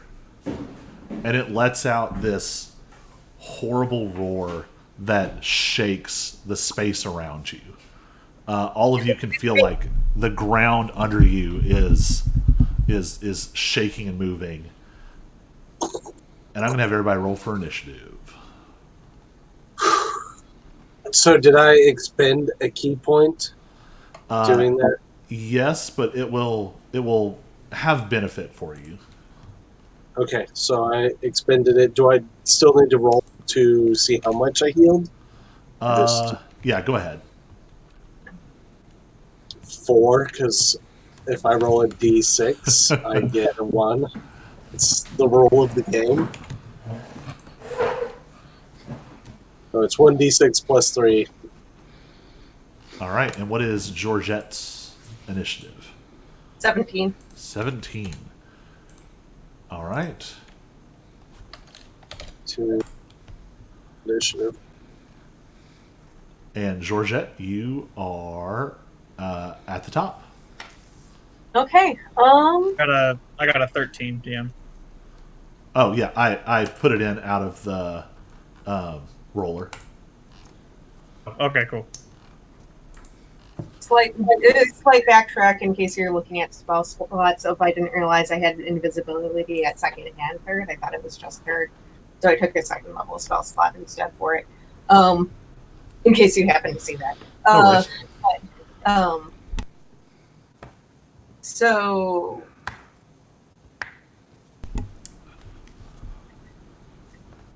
guys, I'm not good at the talkie. It doesn't matter now. Right. Well, just hold still. Like, we're here to help you. And I checked, and Maximilian's Earthen Grasp does not have a spell. Like, it does not have a size limit on there. So I am going to attempt to grasp it. I will move within 30 feet as necessary. So it'll need to make that strength saving throw, which it probably will. Man. Ideally, I would do this without hurting it, but I don't know if that'll be possible. All right, it is going to make a strength saving throw. That does seem like a real issue with that spell to not have a size limit. It fails its save. Sweet. Can I choose to not actually injure it, but just keep it restrained? If you think that I can't, then I will. Are you proficient in Arcana? Or not? No, I am not. Just make a wisdom check. Not a save, just a check. That's a 19. You successfully managed to use it correctly so that it... I can't get new tokens to drop on for some reason. Oh, there we go. You manage to restrain it without harming it. All right. That is your action. Anything else? Still, I think I moved to get into range if I needed to.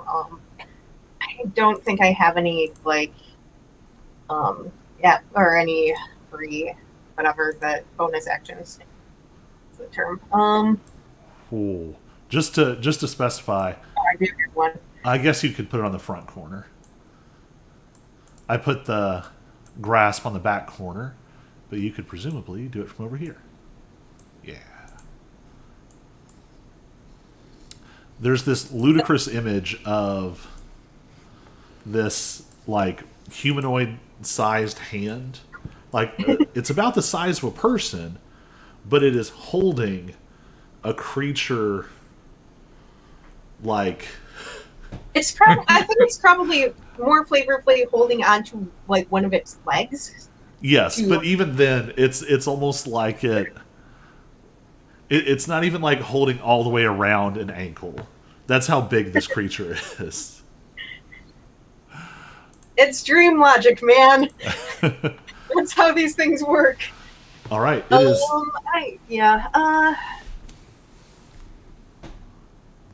I don't think I want to use hidden step, which it looks like is my one bonus action. So I think I'm good. All right, Demos, you're up. Okay. Thing have any metal on it? Nope. It is a great big angry dream bear. Okay. Bear, is that what you said? Yep. So it was just roaring at us. So is its mouth theoretically open? Sure. I would like to throw some gold in its mouth and cast heat metal on the gold. What are you doing? Before you lock in on this, I'm going to say that this would be an attack roll with disadvantage. Because you're trying to, throw this, cast the spell, and have it land in its open mouth. All in one action. Could I just throw the gold and then wait to cast heat metal on another time?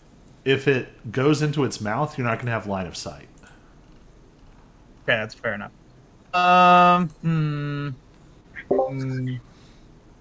Poor dream bear. I'm just trying to keep it alive, and you're like, nope. No, we're gonna scorch its mouth like it's eating Hot Pockets. It's attacking us! Tito's pizza rolls. It is currently Has it restrained. attacked us yet? I guess it hasn't, but I think we're supposed to assume that we're about to attack it. No, I don't think I will do that, DM. Guess I'll try and talk to it since that's what the party seems to be wanting to do. We understood its language in common, right? Yeah. Okay. Yeah, I guess I'll try and talk to him and say, just try and calm him down and say, look, we're on your team. We don't want to have a beef with you. We're just dreaming like everybody else. All right. Unless you want some beef, because beef is delicious. Some beef that's not us. Wait. Does anyone have any rations to throw to it? To tame it and make it our friend? I don't have anything like that. What are my reactions? Yeah, I don't know if you want me to roll anything to try and convince it or if it make a doesn't matter, persuasion check. Okay. The thing that I should be good at. My reactions are deflect missiles, so... Okay. E20. Alright. That is 20 total. All right. It looks confused. As well it should be.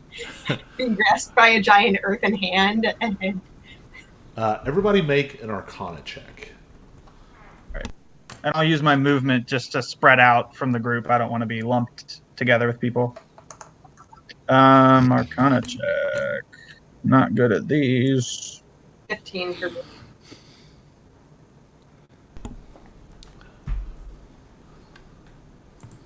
$18 for me. Somehow. I apologize. What was the check? Arcana. 10. All right.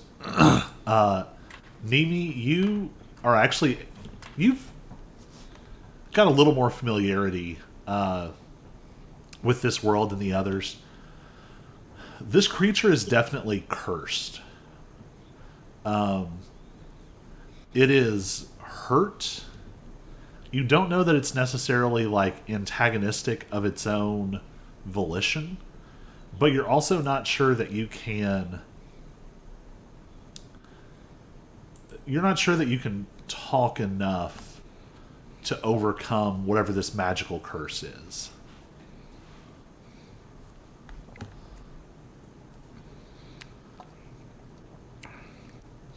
I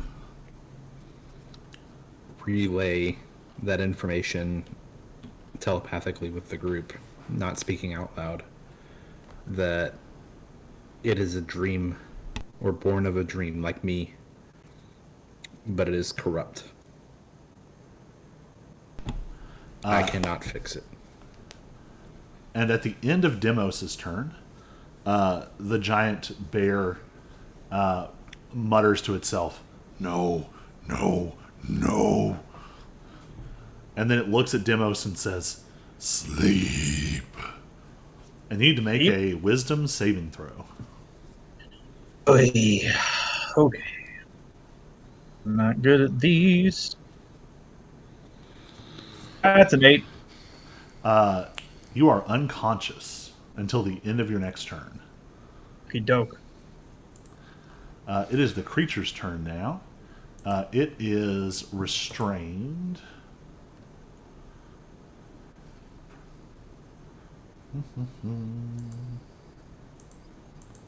Hey, if I'm asleep, can I be woken up? Yes. Another creature can use its action to wake you up. Okay, cool.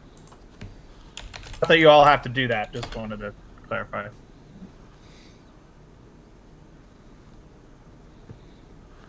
Okay. 30 feet. It's like you should be able to throw something at me and wake me up.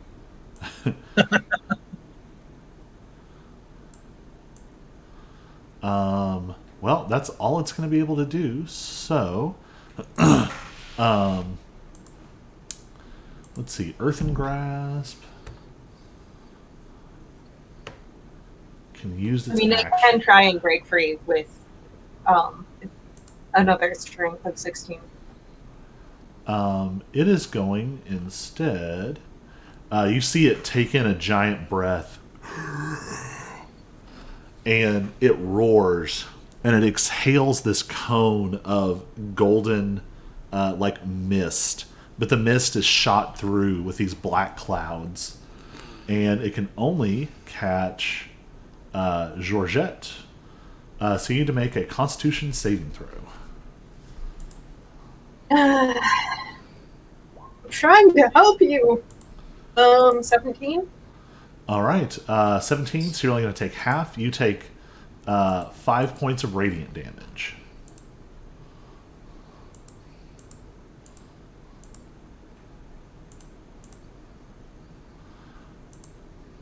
All right, that is its turn. It is Kalarov's turn.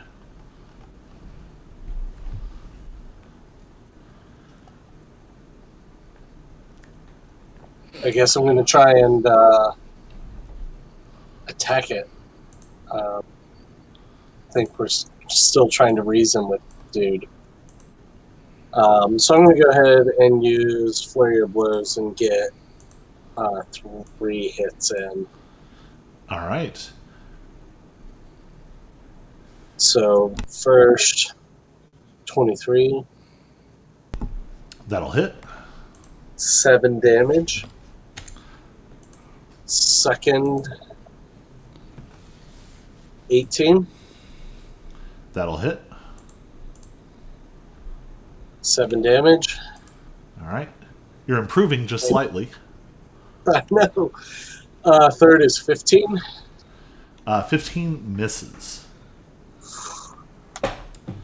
I graciously do not hit him third time out of the kindness of my own heart. All right. That was your movement action, bonus action.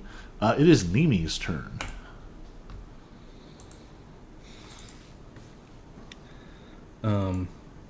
Before I swing in, I try to speak with it.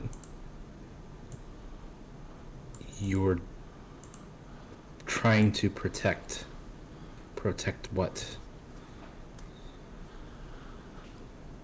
Protect who?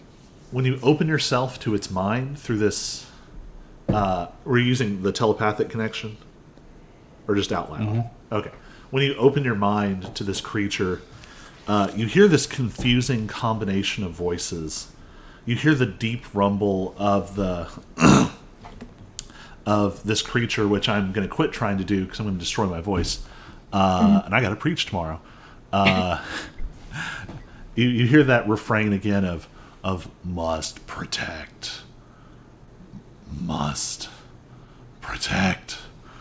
and then confusingly, you hear another voice, and it sounds like a small child, maybe 6 or 7, and it sounds like they're afraid. And behind it, you hear one more voice, and it also sounds like a child, but something about it just makes makes the steel of your spine crawl. And it's just speaking. Of course you should be afraid. Of course, there's so many things to be afraid of. You should always be afraid. Afraid. Dogs, spiders, falling, flying, snakes, fear.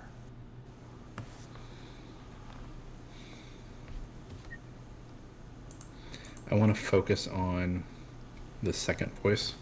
Mm-hmm.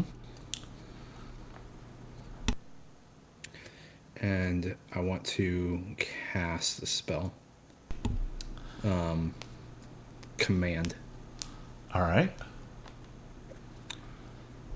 Wisdom saving throw of 15. And the word is wake.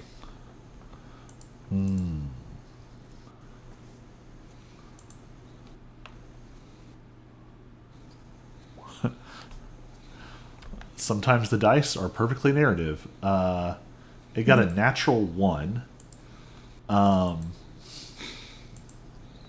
Hey, yo. Let's see. How does this play out? So you see something. As you try and push this spell through, and you're targeting this voice, there's almost a sense of static. Like, what you're trying to reach is farther away than you expected. And you see the bear suddenly, like, turn and look back behind it. And off in the distance, suddenly the clouds split for a second. And you see a burst of golden light. And then the light actually, like, pushes the clouds back. But it's just for a second. And then you see the clouds rush back together and close over it.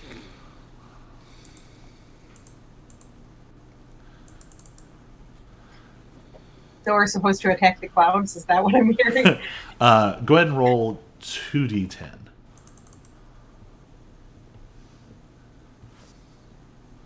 Is that everybody? No, just Nimi. Okay.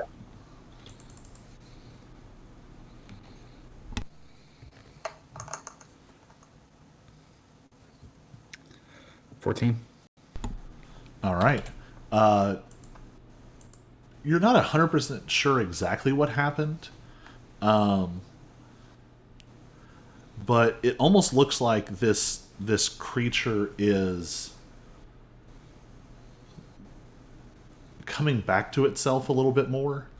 you actually can see there's just a little bit less of this shadow running through its eyes, but it still has sort of a frantic, almost crazed air to it.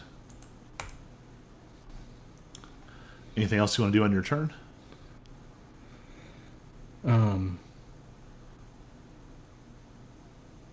Just speak into it again. I know what it means to protect. All right. It is. Oh, it is Georgette's turn, and I actually need you to make a concentration check from getting hit with that radiant breath. Okay. Which? Constitution saving throw, and you just need a 10 or higher.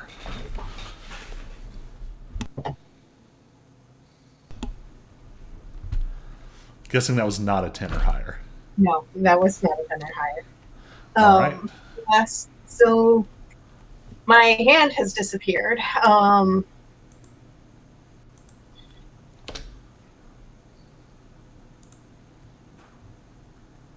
So this is a giant bear, right? Yes. Okay. I'm still kind of in the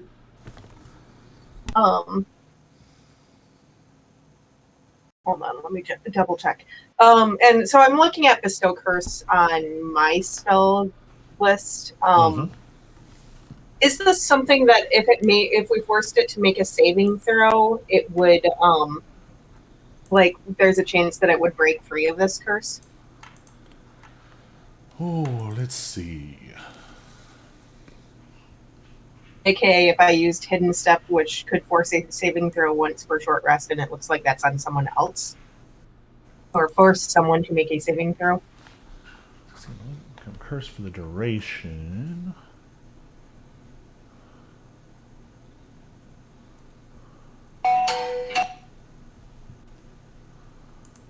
And the other ability was...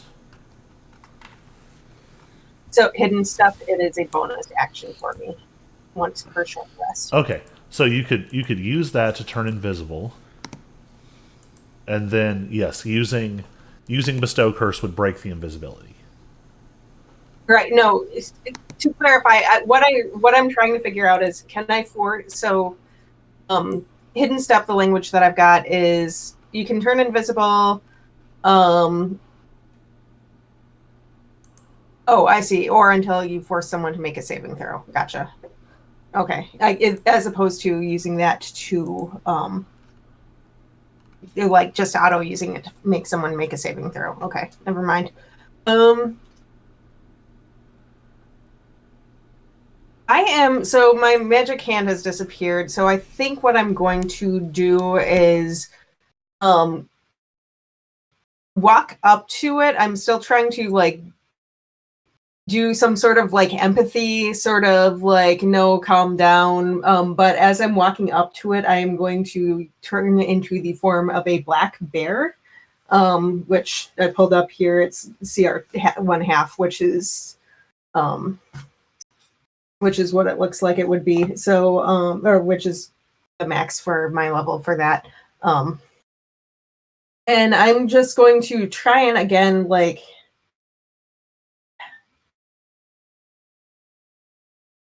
I don't know if there's some way. Again, I'm really trying to just restrain it and see if there's some way that we can still heal it, even though it sounds like there is no way.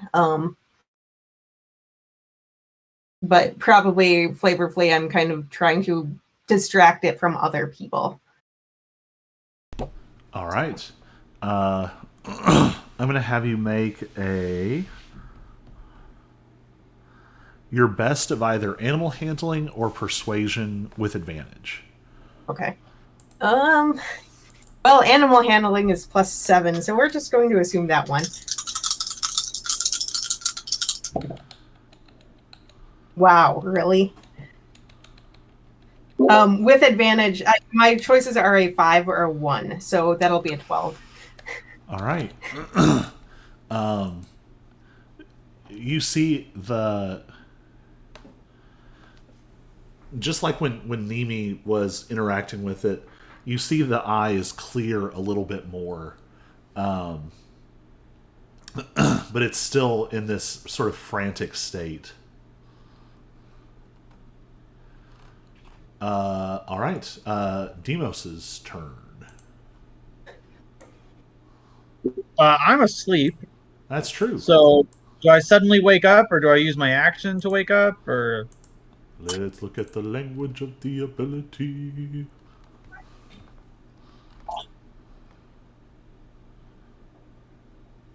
do I just keep sleeping? It would be the. Have you had a full turn since you fell asleep?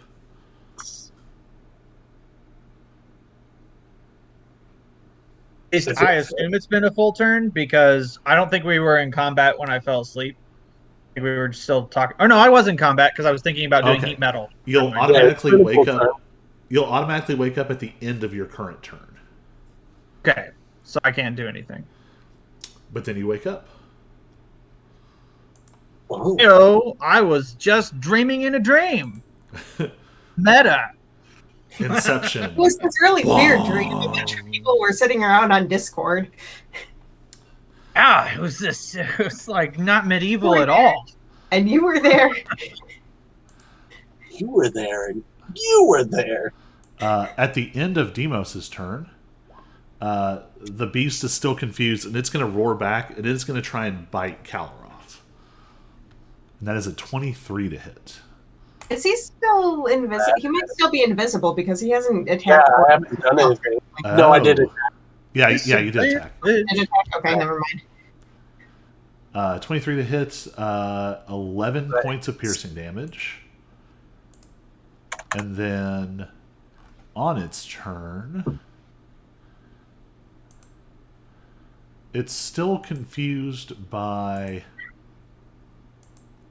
whatever Georgette is doing. It is just going to lay into Calaroff. Darn it, I was trying to distract it. And It's a 24 to hit. That hits. 14 slashing damage. And a bite. 16 to hit.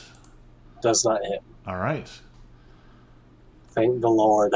So it is just sort of like slashing and chomping around.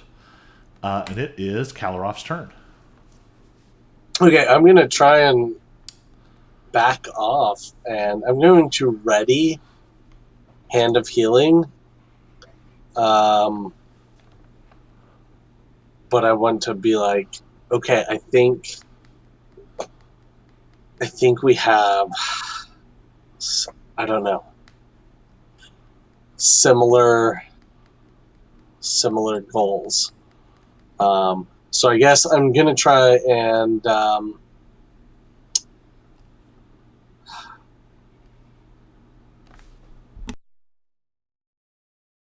want to try to persuade it, but my persuasion's not so good. So, but I've got animal handling. Does that count? I would let you use animal handling here. Okay, I've got a little bit of animal handling, so I'm going to try. I've got healing hand ready, and say, hey, I really want to talk. Let's slow down a little bit. So, 19. All right. You see that it's again it's coming a little more into focus. There's still this black sand kind of bleeding off of it, but it's no longer sort of taking these shapes. It's just sort of spilling out across the ground. Can I go ahead and use the hand of healing that I readied? Sure. On it. Yes. All Let's see how that goes. All right, so it's 1d6 plus 3. I hope I don't regret this. Is a 5. I have not rolled above a 2 on my d6. Except like once. You do see, as you reach out and heal this time, there's not as much resistance. And actually, some of this black sand that's coming out, instead of being burned away, it's almost like the sand is being cleansed, and it turns into that golden, glimmering, sort of dancing light and it actually heals for 10 instead. I'll take that. It is Nimi's turn.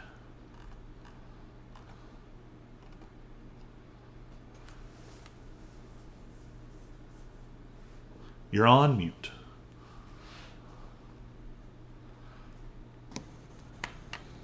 Thanks. Just getting ready for work tomorrow.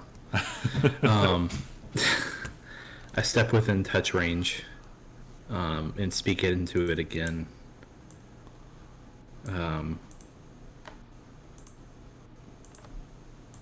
Can you get past the fear?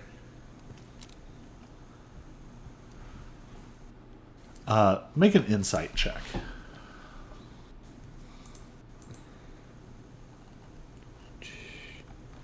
Should we persuasion?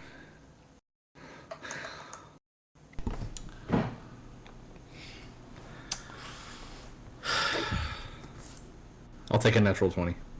All right. So, in a moment of clarity, you realize you're perceiving three separate but connected entities. Mm-hmm. The thing that is afraid and the thing that is causing the fear are not what's in front of you. This thing is connected to them, but this isn't the thing itself. And with that, you, again, with this sort of telepathic connection, you sort of tap into this interplay between these forces, and you can feel those latter two, the one that is afraid and the one that is causing fear.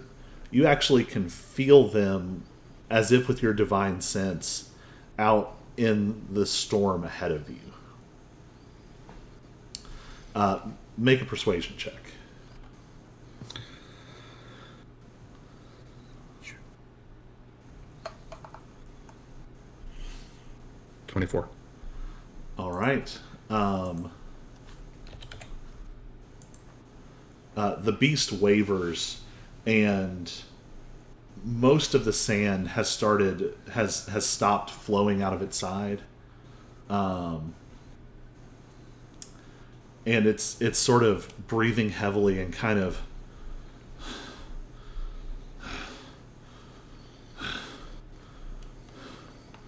it doesn't seem like it's fully back to itself, but it's getting very close. All right, to Georgette de Bear. Okay. So I am still in bear mode, and I think probably it's kind of a similar feeling of like trying to wake itself up to who it is. You know, if I could speak, I would probably do the whole Simba's dad and Lion King thing of remember. So probably, you know, kind of a very gentle, like woof sort of sound to it. So I'm guessing animal handling. Roll animal handling with advantage. Let's roll better this time, dice. Come on, we can do this. I will take a nat 20. So all right. There's all of this sort of ambient, sort of connectional energy flowing right now between the creature in front of you and these other forces that Nimi was sensing. This connection between Nimi and this creature, and through your wild shape and this sort of natural magic, you're sort of tapping into this connection, and you convey this sense of self and reclamation and identity through this bond. And there's actually a tangible golden light that just sort of gently pulses across this area. And it's not violent. You just see as each wave washes across this black sand that's been pooling on the ground. The sand just kind of, and each pulse, more and more of it just simmers away. And you see the wound on this creature's side starts to. First, you see the black sand begins to be replaced with a sort of opalescent blood, and then even that starts to sort of scar over, and the wound is closed. The creature is still massive, but you can see that the storm around it is fading, and now you're seeing this massive glimmering bear, and there are these sort of smooth spirals and whorls in the beast's hide, and it's sort of glowing this faint blue purple with these designs traced in white. Did we just heal the Big Dipper? And the creature lets out one last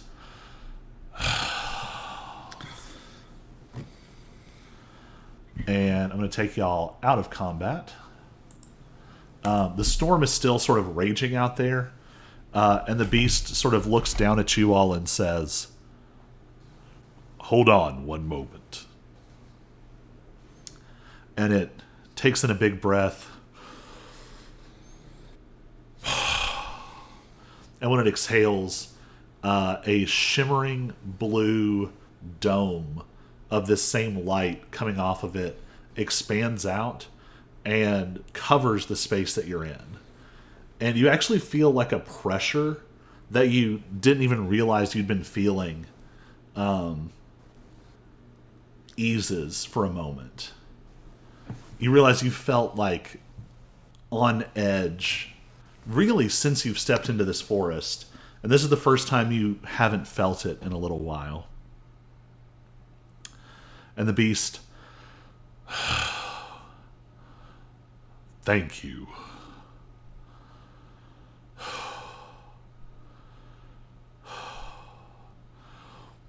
What?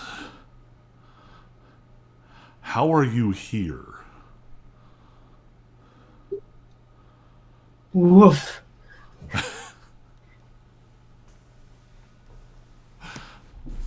Just a really bad dream, that's all. That is an understatement. I don't think I can finish this by myself.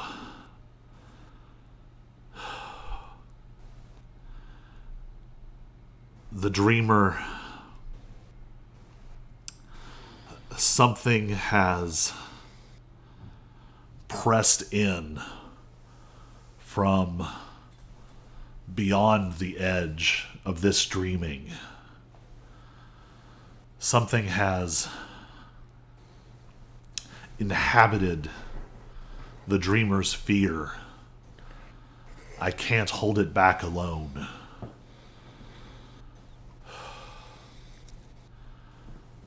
Are you up for one final challenge? Woof. Yes. Sure. The bear I will nods. destroy this evil. He sees you and says, "Ha! Little Nemi, I suppose your moment is finally at hand." He says, "Gather close." And he puts his paws out in front of him and puts his head down. And he breathes out. And he breathes out this... It's actually very much that same light that he hit Georgette with a minute ago. But now it doesn't have any of that black cloud running through it. It's golden light mixed with these strands of blue and purple and glowing green. And as it exhales, you see the guardian shrink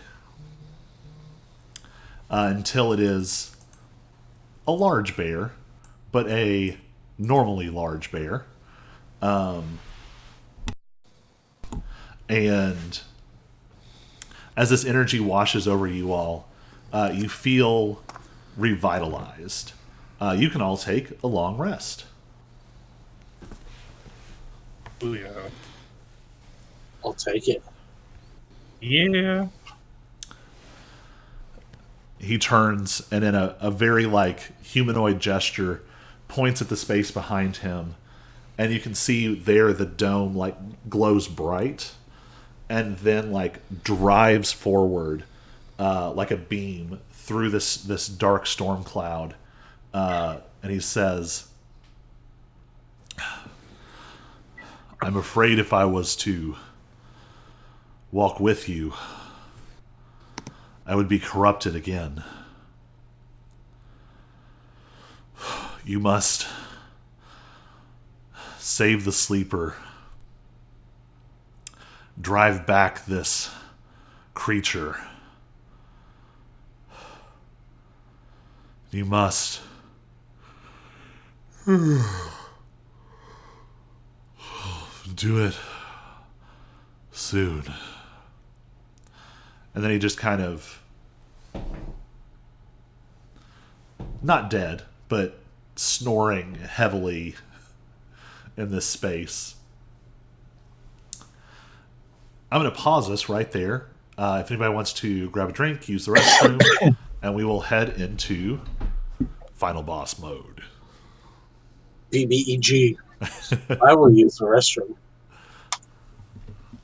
I'm super.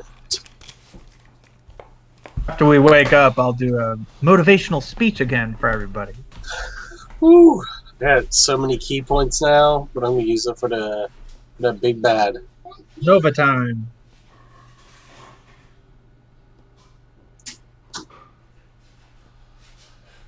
All of the pizza was gone, and I knew realistically you would probably put it in the fridge, but for just a second I was afraid I was going to turn around and see you with it all just laid out in bed.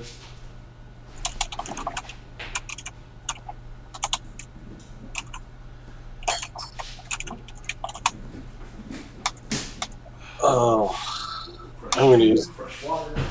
This is fun. I'm really thoroughly enjoying this. With the exception of Patrick, this has been fun. What? The same here. I'm enjoying it too. Just minus Patrick, right? Right, yeah. K. Patrick and I are actually IRL friends and business partners, so I get to give him a hard time. Cool. At BRB.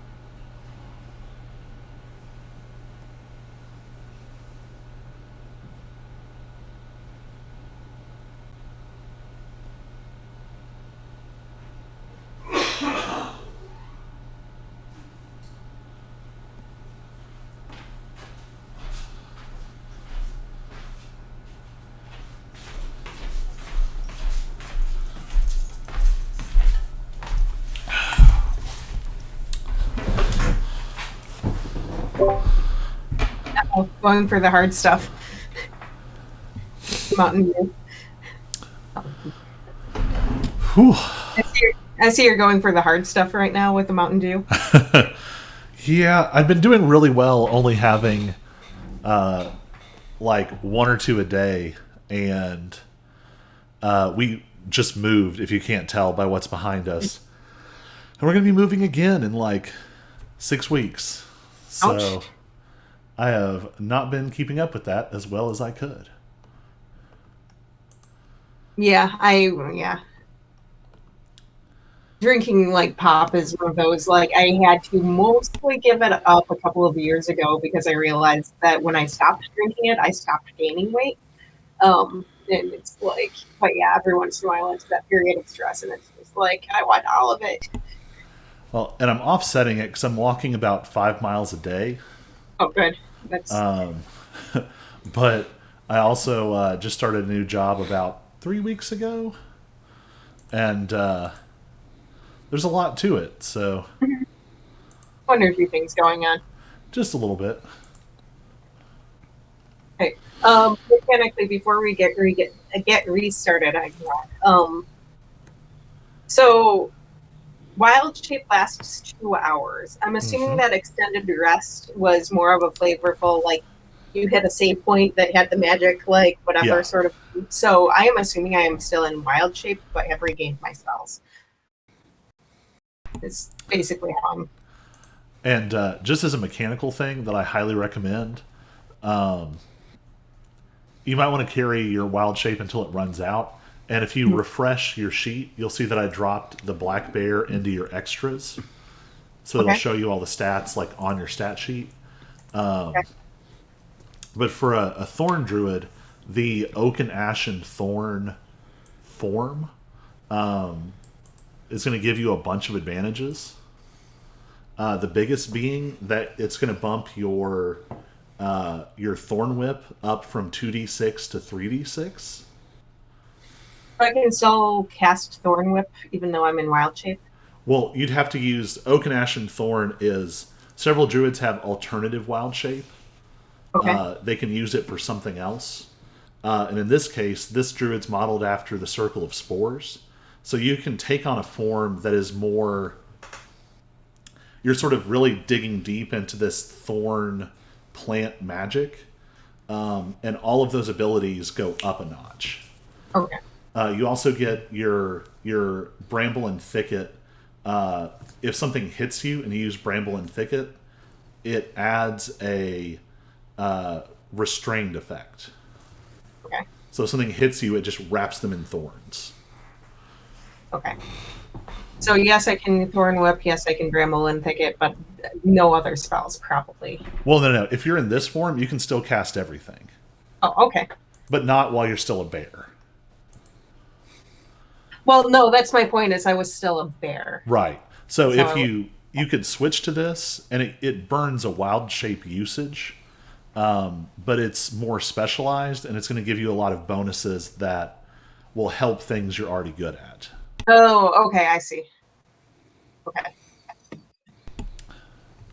It's that entertaining thing of I always like one shots for like, hey, I've never played a druid before. Let's do that. You know. Well, and this one's worse because it's homebrew. It's I've never played a sentient magic weapon before. So. I've never played a bard either, or changeling.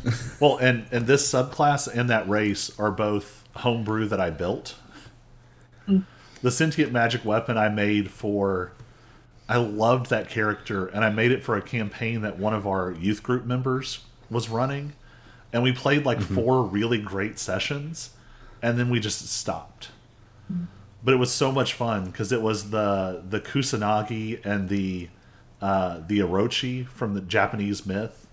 And the sword in the myth is made from part of this giant dragon serpent. And so the whole thing was the sentient magic weapon was one personality. They were like a seal that had been put over the dragon. And the sentient weapon didn't know that sometimes the serpent could slip through and take control. And so there was this fun back and forth of like, the party really liked the serpent. He was very like charismatic and fun and entertaining. Even though they knew, like, this is someone who is going to kill you eventually. Like, as soon as he thinks that it's more worthwhile, he will kill you. But we never got to fully explore that. All right. So, you all are all fully healed up. Long rest, hashtag. Yep. You've hit the save point. You've used the tent. Though in this case, the tent is a magic bear. Now it is time for the boss. So, you leave Motivational behind... speech. Hey guys, if we can kill this, we can kill anything. We're all good. Yay! Hashtag truth. I will stay in bear form for now, but I will roar. Roar! Same thing as last time. Five temp hit points and advantage if they hit you. All right. You get advantage on an attack roll if they end up hitting you. For your reference, I just put the bear's 19 in the temp hit points. Yeah. If that worked for you. Okay.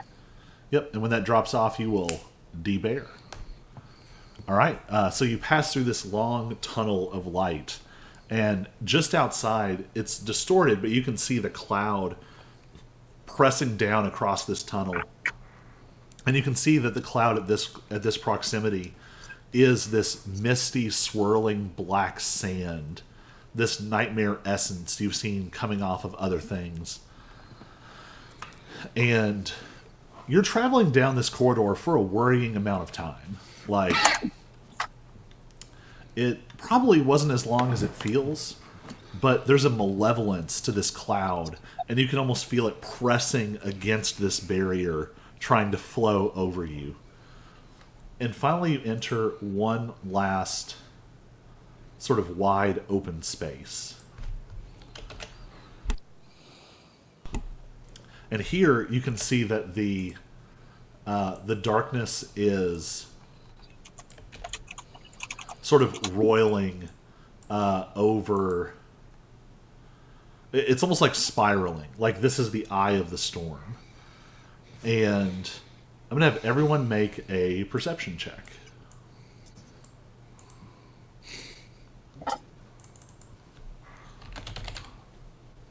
$13.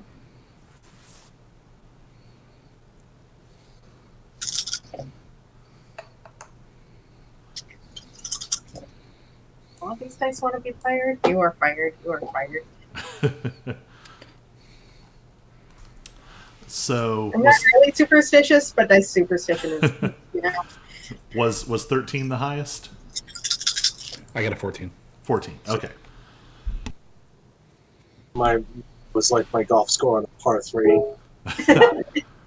So all of you can see that out in the center of this clearing, where this nightmare cloud is pouring over, there's just a small figure.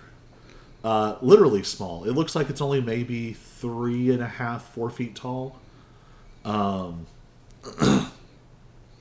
It looks like a small child made out of this black glimmering sand. And it has this sort of dark mist coming off of it. Its eyes are 2 bright white points. And Nini and Georgette, you can almost catch a glimpse of something else. It's standing next to something that is...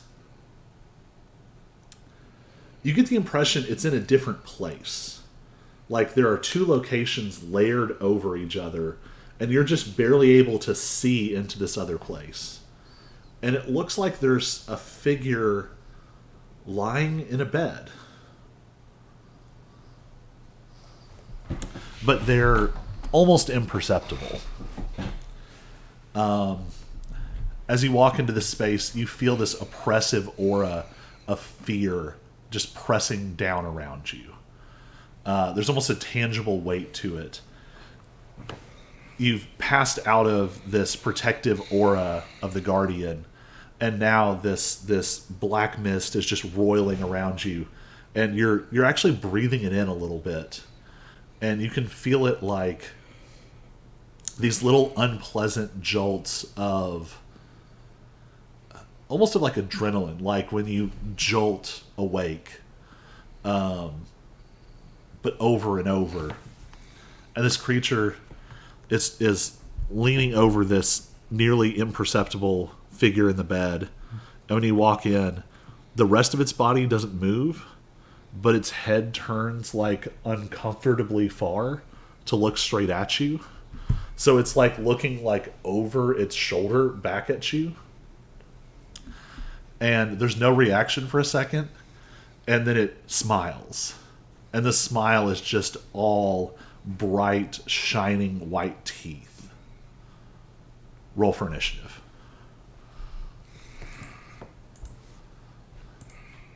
We're fighting the Chester Cat, everybody.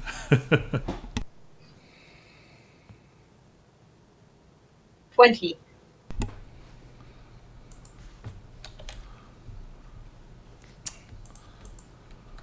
That's a How 9. far are we from?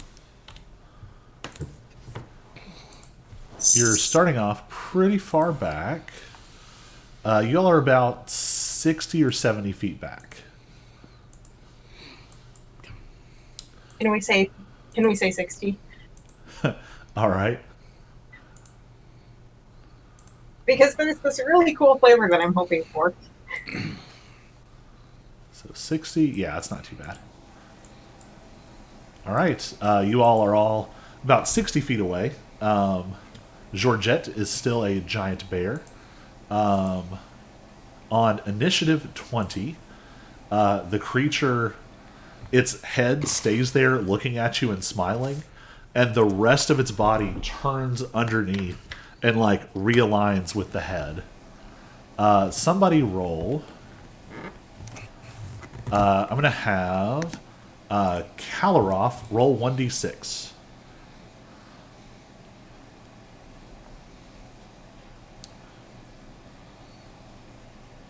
Two, because it's a D6, and apparently I can't roll above it. It's okay though. This one isn't. This That's is why just. he asked you. This is telling me what happens here. The creature smiles, and then you see its form flicker. And it's now a 7 or 8 foot tall humanoid, dressed in sort of workman-like clothing, but they look like worn and dirty. And there is a white mask with black holes over each eye.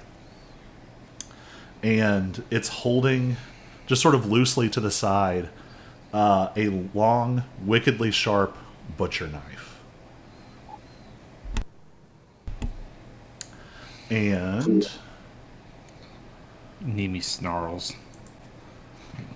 since he wanted to be 60 feet away, it teleports 60 feet and appears behind Georgette. And that is going to make an attack.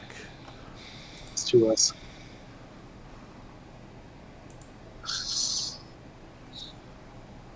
Well, Thankfully, there went my awesome plan, but oh well. makes it with advantage. That's a 25 to hit. Oh, that for sure hits. That's 9 slashing damage and 17 psychic damage.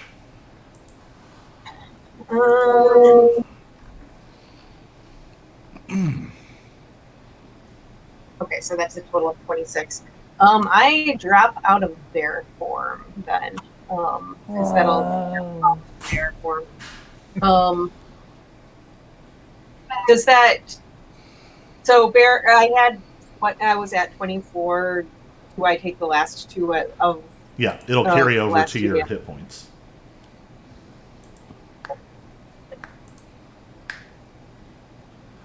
See, I was going to go invisible and then go and try and attack as if I was the child's teddy bear, and man, oh well. So now you have this looming masked figure standing behind you, and it is your turn. Okay. Well. So I think then, if assuming that I can, I will wild shape into the Oak Ashen Thorn form. All right. So that'll be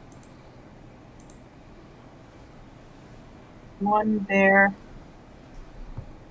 And I'm going to Thorn Whip this thing. So that's 3d6, you said? Yep.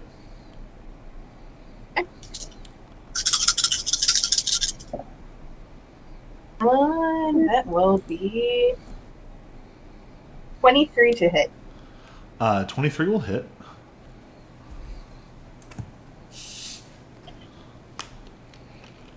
And sorry, I should actually get damage. Sadly, only 7. From 3d6? Mm-hmm. All right. Yep. Oh, You can also use your reaction to go ahead and hit it with the extra 1d6. Sure, I accept. So that'll be 5. All right, so 12 total. So you all can immediately see the difference now that Georgette has activated this ability.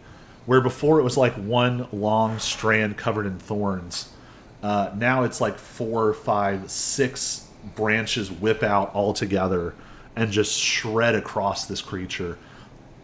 But you can see that something is wrong with this thing.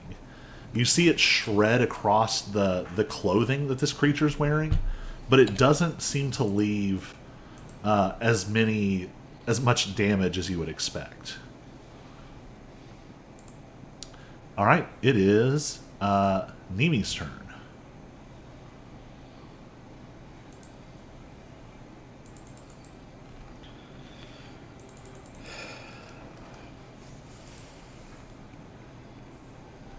As a bonus action, am I in melee range? And I assume, does that mean I'm flanking? You can move. You can move to get there without taking an attack of opportunity. Okay, I will do so. And I will cast Spiritual Weapon as a bonus action to start. All right. When it manifests, it looks the same as me. But a glowing representation instead of a physical form. All right. Let's go ahead and make an attack with that, right? Yes, sir. All right, attack +7.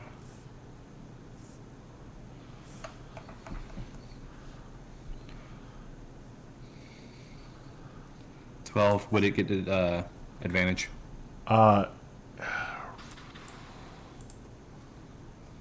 don't think it can flank because it's not a creature. Okay. They get weird about that. I learned that messing around with Echo Knights. Their copy can't do a lot of things because it's not a creature. So that one does not hit. You do notice, though, where the thorns didn't seem to hurt as bad as it expected and it didn't really move. Even though this spiritual Nimi doesn't hit, you do see it like involuntarily recoil just a little bit.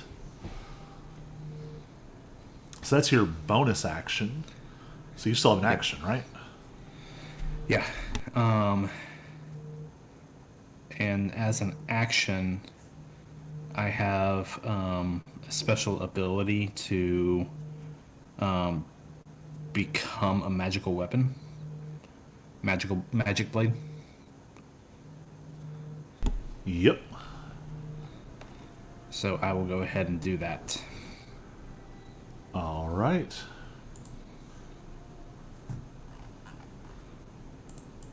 All right. So that was your action, bonus action, some movement.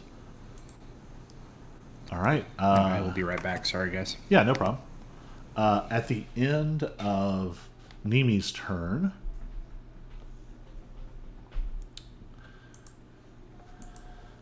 this thing is going to burn a legendary action, and this overwhelming, nightmarish pressure falls onto Georgette.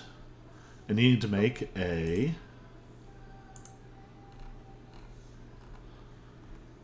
charisma saving throw. Of course it's charisma. Okay, Di. You've been rolling well for me so far. We can do this. Come on. We've got this. Thoughts and prayers. We rolled a natural 20. All right. Which is still a 19, but... That's all right. That's plenty. You managed to sort of press through, and you are not affected. it is now the creature's turn.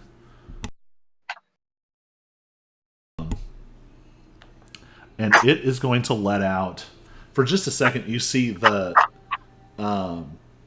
this image of this looming humanoid wavers, and you see the small shadowy shape again, and it just puts its head back, and its mouth stretches like impossibly large, and it lets out this unearthly shrieking wail that washes over all of you, and everyone needs to make a wisdom saving throw. Which we all have advantage on because of the motivational speech. Mm-hmm. So you're all so psyched that. Well, because of advantage, I rolled another nat 20. All right. I rolled a 15. 15 will do it. 20 as well. Jeez. Do you want me to roll for Nimmy? Sure. I don't know what his modifier is. Plus 3, same as mine. So He is wisdom also good. 18. All right, all of you all save. That I is saved your life, Patrick. that is its turn, and now it is Demos's turn. Okay.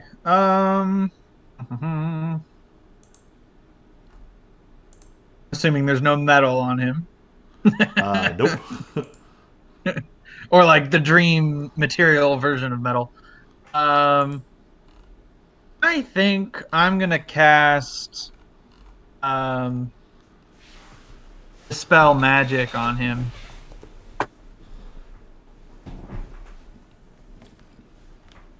All right. And if you need me to do an ability check, I will gladly do that. Let me think. I will use my luck. I need it.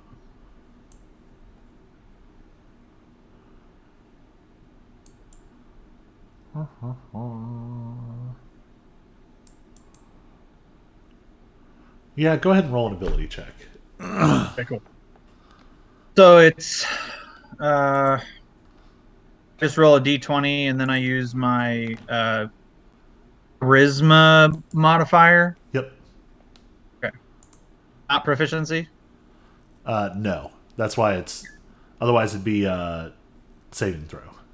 Right. Okay, I'm gonna re-roll that. With luck. I'm gonna roll another d20 and then determine which one I like more. Okay, I like the first one more. So,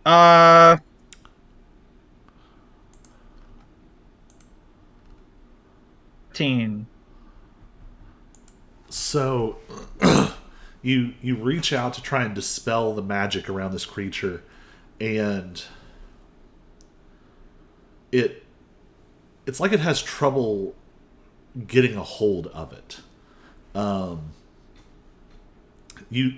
You find something you're able to sort of push back against, but it's harder to remove because it's not necessarily a spell in the traditional sense.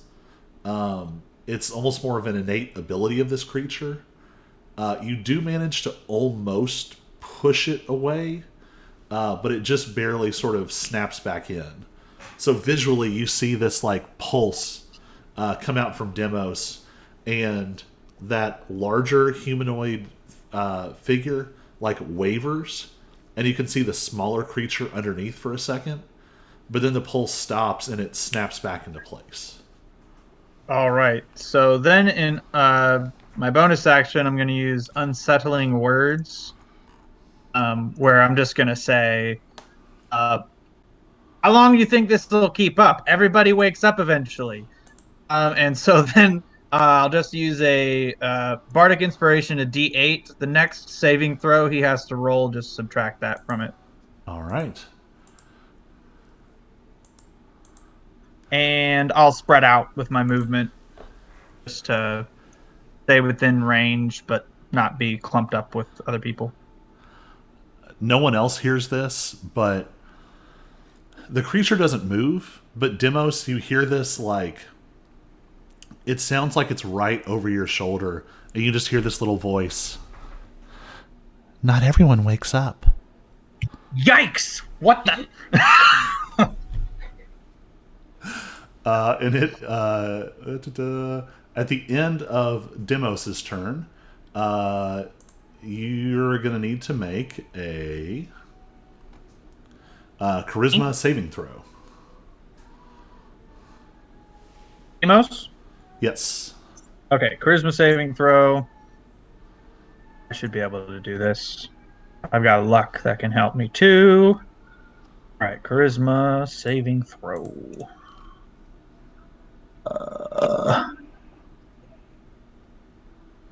17. All right. You feel the force of this thing's fear pressing down on you, and you manage to just barely sort of push through. It is Kalarov's turn. Just like stick my tongue out at him and be like, "Fortune favors the brave, yo." All right. I'm going. So you said there's no way to really get advantage on him by flanking him. No, you could flank him, but you can't flank him with the spiritual weapon. You have to flank with another player.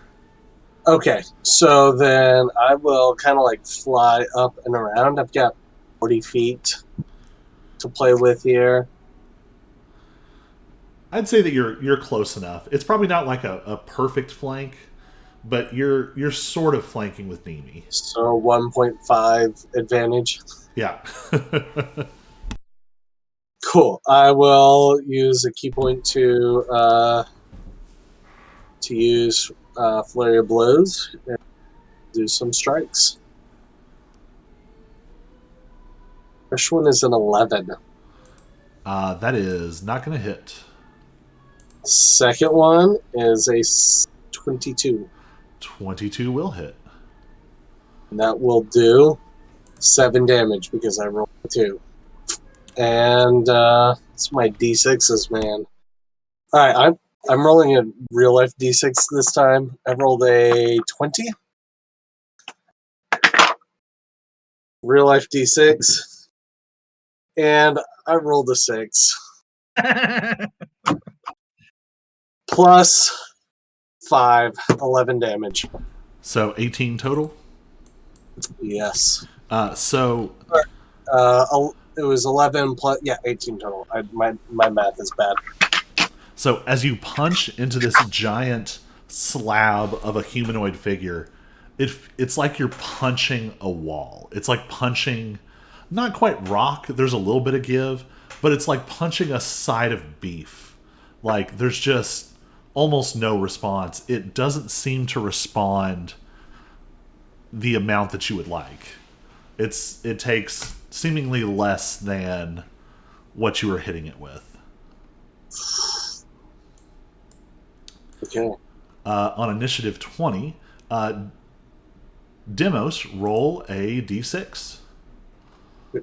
Now, casually shout out, like, I don't know that fighting this guy traditionally.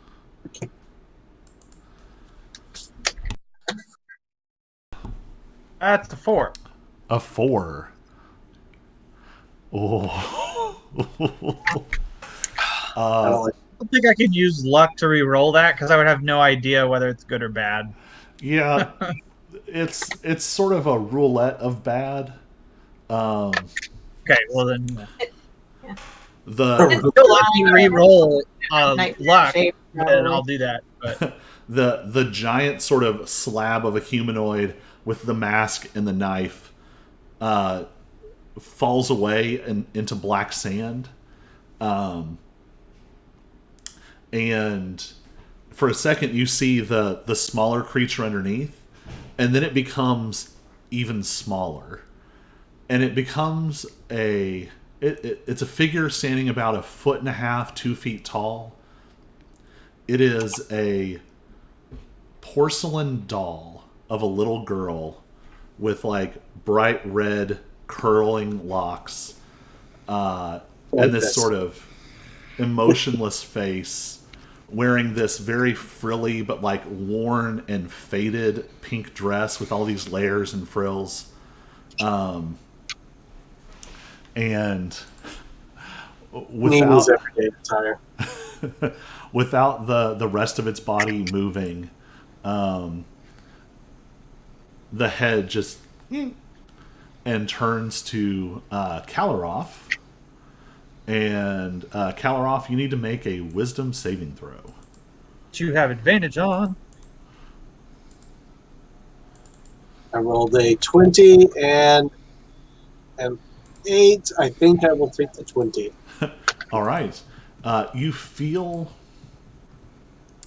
You hear... Do you want to play with me? But you manage to just like push it out. Roll off.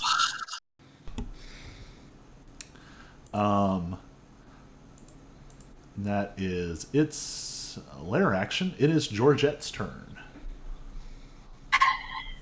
So I have a hunch that it is probably going to.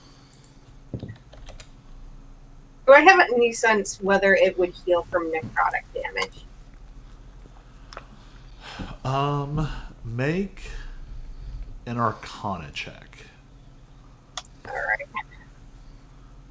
Come on, roll well. 17. So you've gathered two things so far.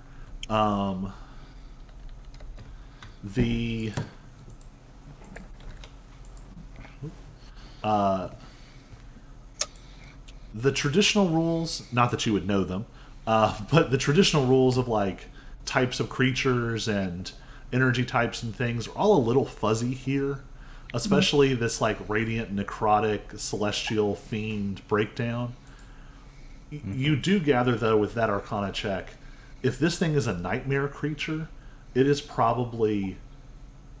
more likely to have an essence that is favorable to necrotic energy instead of one that is vulnerable to it. Right. I mean, FYI, try to make it roll a saving throw before it's my turn, so the inspiration will subtract from it. yeah, the issue is I'm looking at some of my 3rd level spells, and they are Bestow, Curse, and Fear, which seems great when you're fighting a nightmare creature. And Curse can make him waste his turn if you landed on him. The problem is I deal necrotic damage to him with that. So it's kind of the, like, unless we're willing to house rule that it's kind of the opposite, or like it just doesn't do anything, or I can control and just not deal with necrotic or something like that. Well, if you do the effect that wastes his turn, that's more valuable than anything necrotic anyway. Is it? Oh, it's choose. Oh, it's choose one of the following. Yeah. Okay, never mind. In which case, yes, I absolutely. All right. Evil creature, you will. Yeah, so I'm going to go ahead and bestow curse. And so, flavorfully, I am a 9-foot tall giant. This thing is now 1.5 feet tall. So for the flavor of the touch attack, I think I want to stomp on it. Yes, I realize I'm not going to crush it that way, but just flavorfully, I'll just look at it and be like, foolish creature, feel the fear that you have cast on others. So I will attempt to bestow curse. It does get to make a wisdom saving throw of 16. It is absolutely going to fail that save. Okay. In which case, then, yeah, it is going to, yeah, so choose it must make the wisdom saving throw at the start of each of its turns. If it fails, it wastes its action that turn doing nothing. All right. That was bestow curse. Anything else you want to do?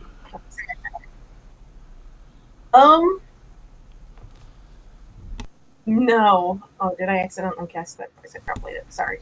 No, I think that probably. Actually, you know what? Yeah, why not? I'm going to use my hidden step because I can. So I will go invisible. All right. Is that still cursed? Do you have to maintain concentration for that? Continue. It is. Okay. Last concentration 1 minute. All right, then I may try to inspire you so that you can maintain that because that's a big deal. I am invisible now until the start of my next turn. So That's right. I might not be able to inspire you. I think I have to see you, right? probably. At the end of Georgette's turn, it is going to use a legendary action and bring its force of fear down on Nimi, who needs to make a charisma saving throw. So is this its turn, or this is part of my This is a turn? legendary action. They take place at the end of other creatures' turns. Because I checked the wording, it specifically says it's action on that turn. Okay. So legendary actions won't be affected. Okay. Yeah, it's basically him compensating for not having teammates. Mm-hmm. Well, Mimi.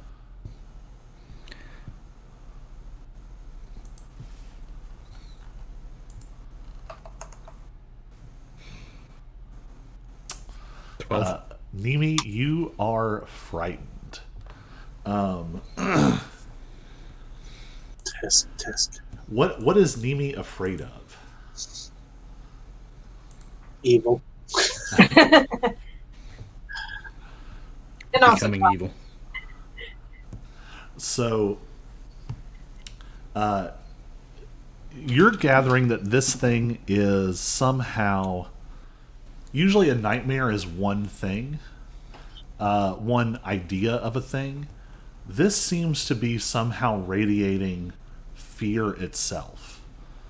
And to Nimi, this strikes as this fear of failure, fear of corruption, fear of failing to do what you were made to do. And so you are frightened for 1 minute. But you can repeat the save at the end of each of your turns. And it is your turn. Got a charisma save? Yeah.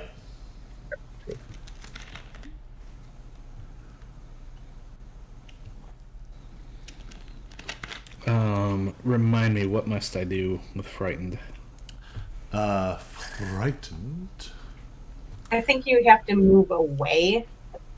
At least based on my, I've got fear. Or at least you can't get closer at the very least. Yeah. So fear has some extra stuff on it. The frightened condition, you have disadvantage on ability checks and attack rolls, while the source of your fear is within your line of sight, and you can't willingly move closer to the source of your fear.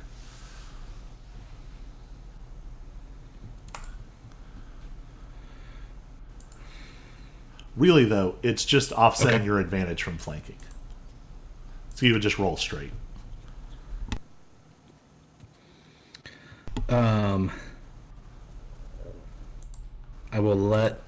I'll start out by letting my spiritual weapon attack. All right.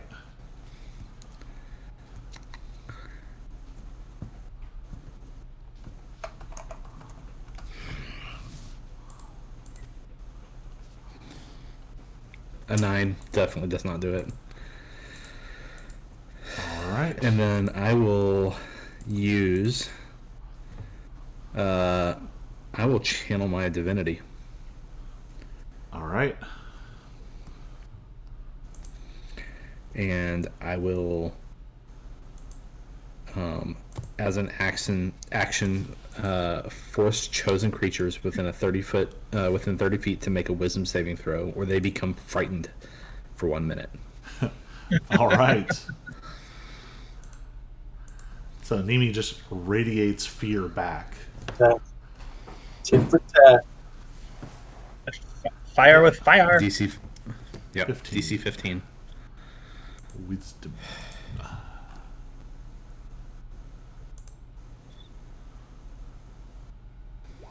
It gets a 15.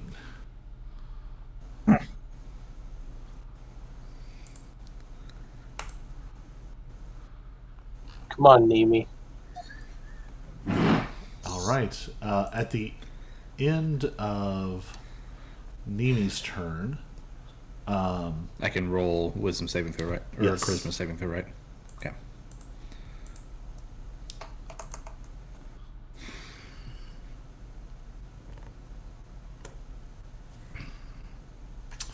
That's a 1 plus 7. that is not gonna do her. Both the charisma characters have rolled 1s on charisma saves. It's completely backwards.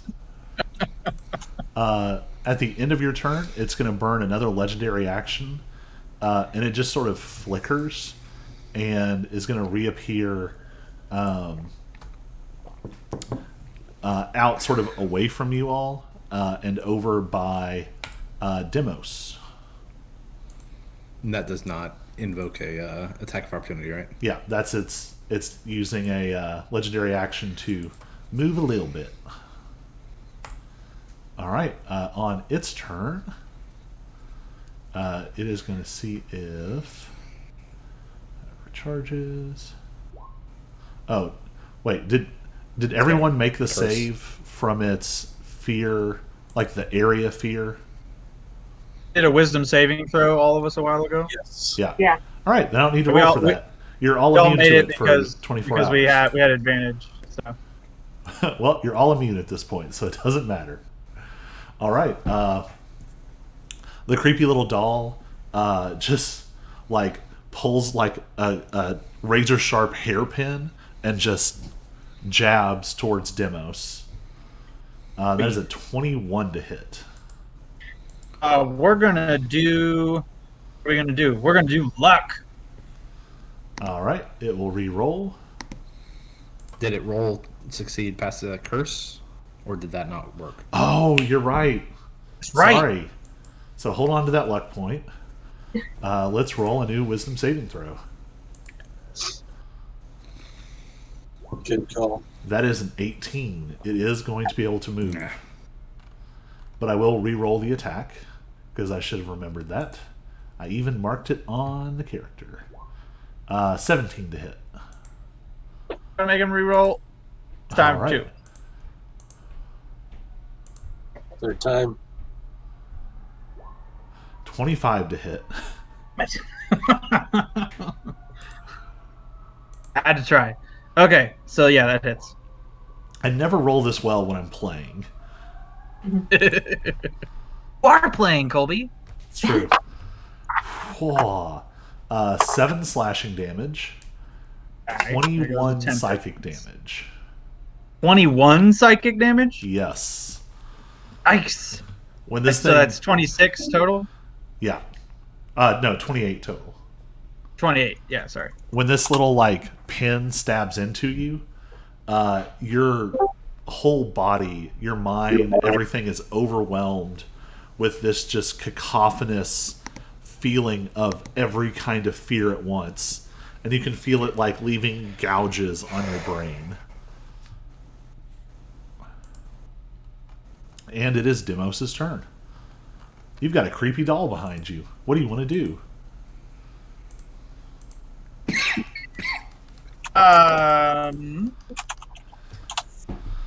Not everyone Okay. wakes up. What did you say? What? Not everyone wakes up. You're cute. Never mind.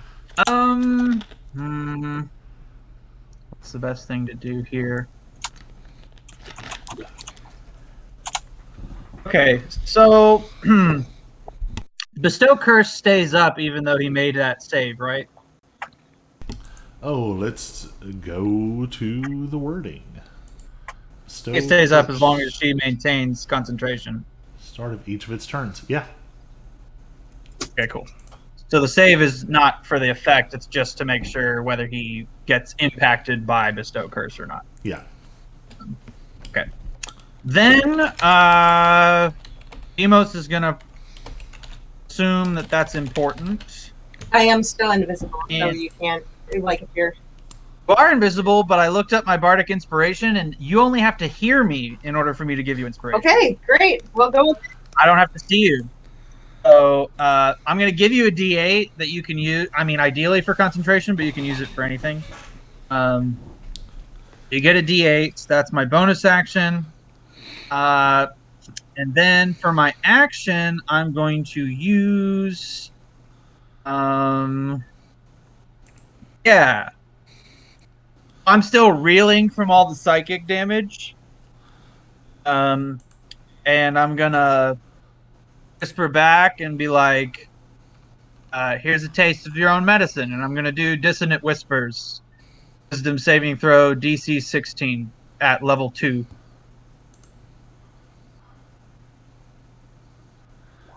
It got a natural 1, but is that a frightened effect?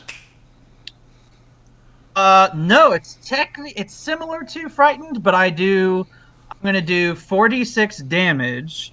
Nice. Then must immediately use its reaction to move as far as its speed allows away from me. So it kind of works like fear, but it's not doing the fear effect. It's just forcing it to run away. All right. I love Dissonant Whispers. So Yes, how much it's also not damage? concentration, which I was happy about. All right, so I'm rolling 4d6. Hopefully, we can tell if he's resistant to psychic damage. That's 11 psychic damage. It is resistant to psychic damage. Really? That's like the only thing in the world that's resistant to psychic damage, other than like a lithid. Okay, that's fine. It's a nightmare creature.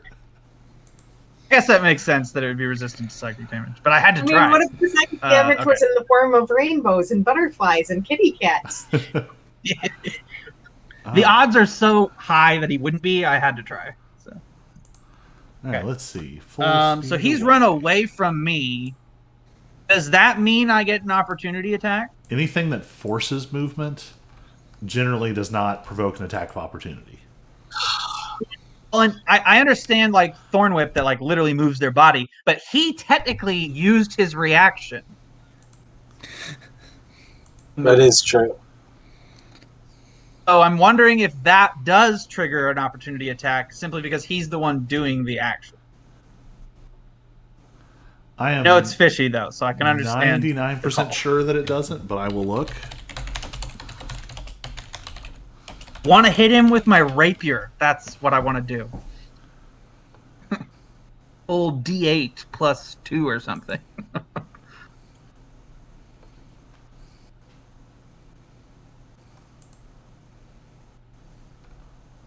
I don't know if anybody else gets an opportunity attack either. Apparently, range. Dissonant Whispers is the only... Well, this is Jeremy Crawford. It's not an official answer, but it's as close as we're going to get, so it says it does. He's the Oracle. Yeah. All right. Yes! But This you are is satisfying. It won't do very much. You're the only one in range. Okay, that's fine. Okay. So, melee attack with a bard. This is probably D20 Dex plus proficiency. You've got a rapier on your sheet. Yeah. I don't know how to roll it. You should just be able to click where it says +5. There. Oh, okay. My like actions or something. Yeah. Yes. I was looking in my equipment. Okay. This is how often I do combat stuff. Okay, that's a 17. All right, that'll hit. Sweet. All right, so that is a D8 plus 2. It's fun, even though it doesn't do very much. Oh, I rolled a 1, so it's 3 damage total. And it does not do quite as much as you would expect. It was like probably 1 damage because it was halved. All right. I got the opportunity attack, damn it. Wayman. Then it is Kalaroff's turn.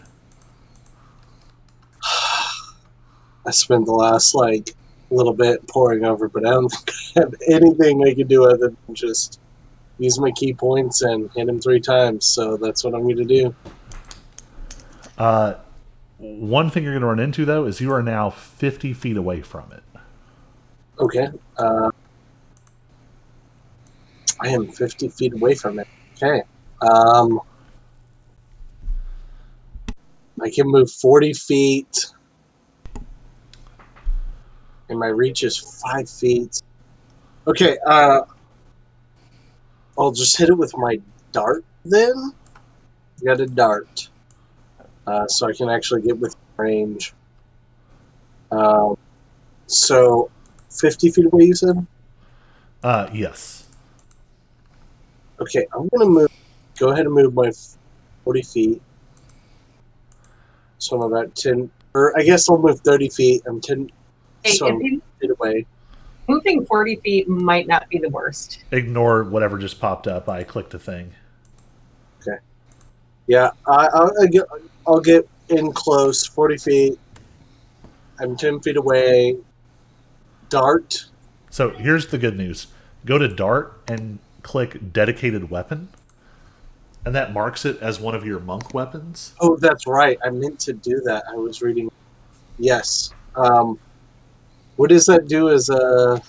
Basically, it just bumps the damage die up to your martial arts die, which is a d6. Perfect. I would have known that. Cool. So that's a 20 to hit. That'll hit. And that's a 5 because I rolled a d6, which means I got modifiers. All right. And I do not get a +1. It does not seem unless I am doing melee. So that's seems to be my turn. All right. Let me double check the wording on dedicated weapon. My goodness, this is referencing like when you're wielding only monk weapons. Oh, that's annoying. I was trying to get you an extra attack on your bonus action, but it does not work. All right. It does not work, but it says I can use 1 key point to disengage or dash. I'm going to go ahead and do that and dash well behind him, but within my 40-foot speed range. Is that feasible? I was going to pull him to you. Trying. I don't know what else to do. Yeah, if you dash into range, shoot, you would have used your bonus action though. All right, so I had you at 10 feet away, so you could throw your dart. Right. And where do you want to go now? I'm going to try to dash tangentially, maybe even up light, to kind of make sure I'm not getting an opportunity attack for him, but I want to kind of be still within that 40-foot range. Okay.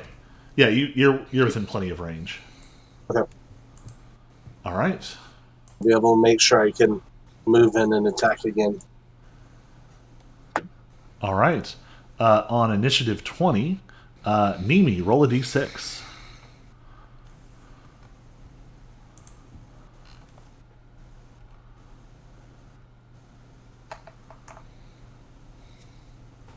Four?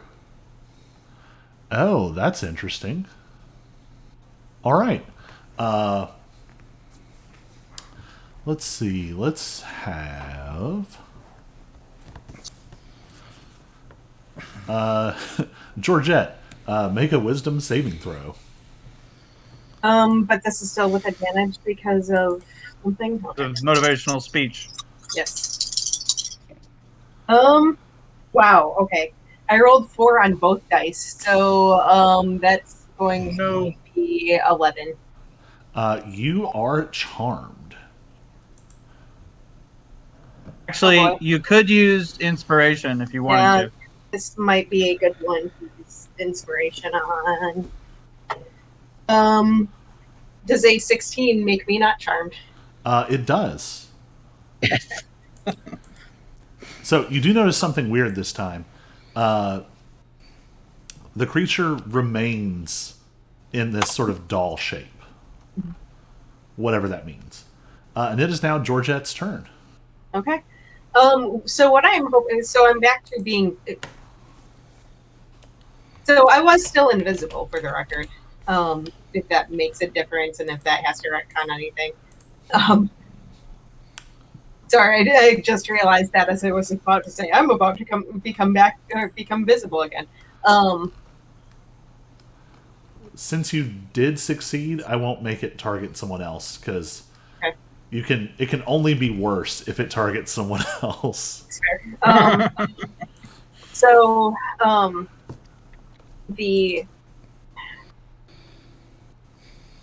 so I become visible again. What I am hoping to do is to position myself somewhere within 30 feet of it, but where it, like, if I pull it 10 feet, then it will actually be within range of someone else. So that's where it was like, no, get within 10 feet of it, and then you moved again. So you want to be not seeing a within map. 30?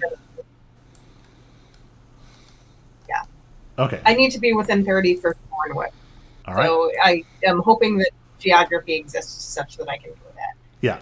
You can get within range. Okay. Such that I can then, with Thorn Whip, pull it 10 feet into range of someone else. Right now, there's not really anyone to pull it into range with. Because it... I told you not to move! Well, when it shifted, it went to the other side of Demos, who was already on the rightmost side of you all. And then when it was feared, it went another 30 feet in that direction. Okay.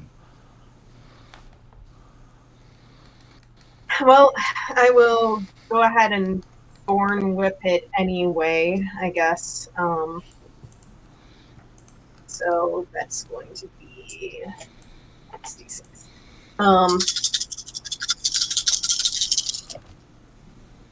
I am assuming a 26 hits. That definitely hits. Okay, and that will deal 10 damage, whatever, because I'm sure it's resistant. But it will pull it 10 feet closer to me. This time, the thorns seem to just tear through the doll. So it doesn't actually pull it off. Well, no, it does pull it, Oh. but it doesn't seem resistant this time. Actually. Oh, And actually, okay, sweet. when the thorns rake across the doll, you see the doll form like burst apart, and it's just that smaller creature standing there again. All right. It is Nimi's turn. And that Thorn Whip actually helps you a lot because it gets it just close enough that you can get to it. Oh, but you are still afraid, aren't you? Uh-huh. Less helpful if you're still So I afraid. Yeah, I can't move towards it. Don't be scared. I don't know.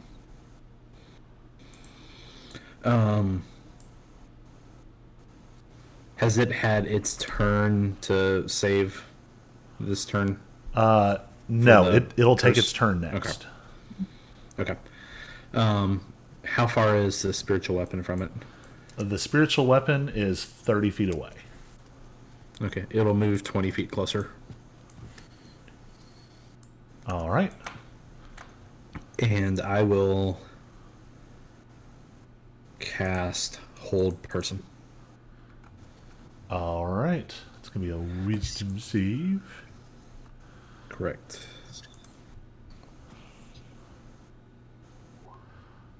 It rolls a 21. But does it still have... Has it made a saving throw since Demos did his thing to it? Or was that like 2 turns ago? I think the D8 has already subtracted from it.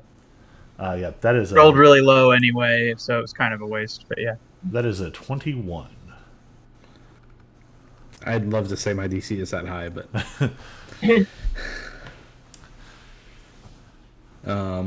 and that is all I do.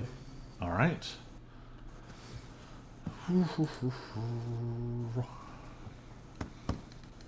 At the...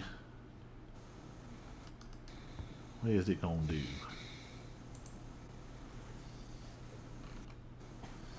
At the end... Oh, go ahead. End of my turn. Charisma saving throw, right? Yes, this will actually be very important. 20. All right. That changes what it's going to do. At the end of your turn, it's going to fix its eyes on Kalaroth, and that fearsome presence presses down on him, and you need to make a charisma saving throw. This is another legendary, I assume? Yes. Okay.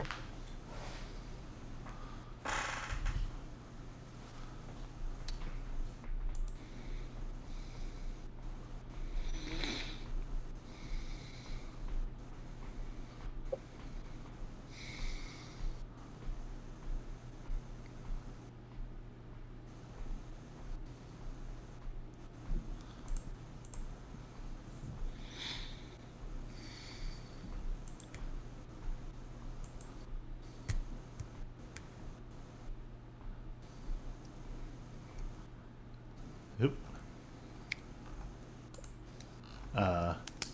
Kalaroth, charisma saving throw. You're on mute too. Good. Just kidding. 17. All right, that saves. Yes. The creature.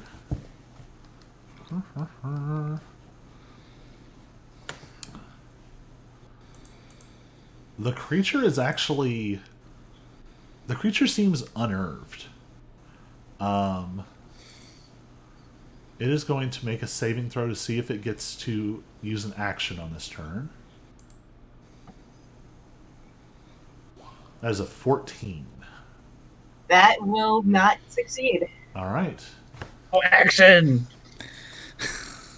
That is 8 turns remaining.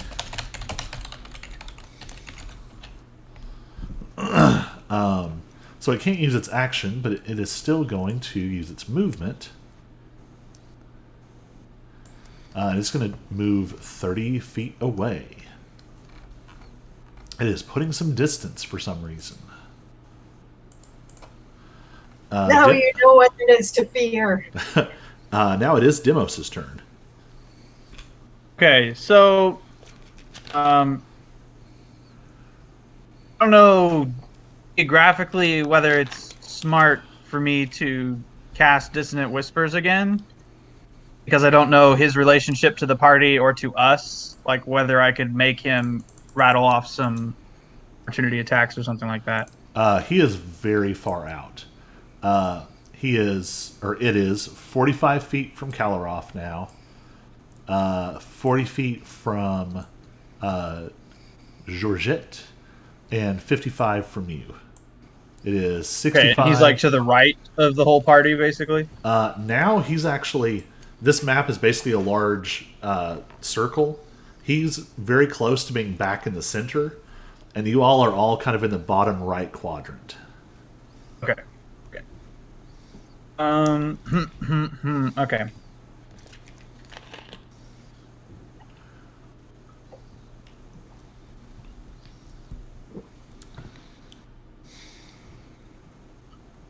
I'm going to...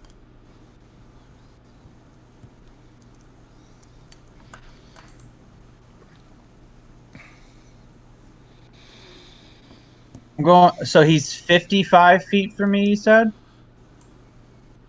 Yep. Okay.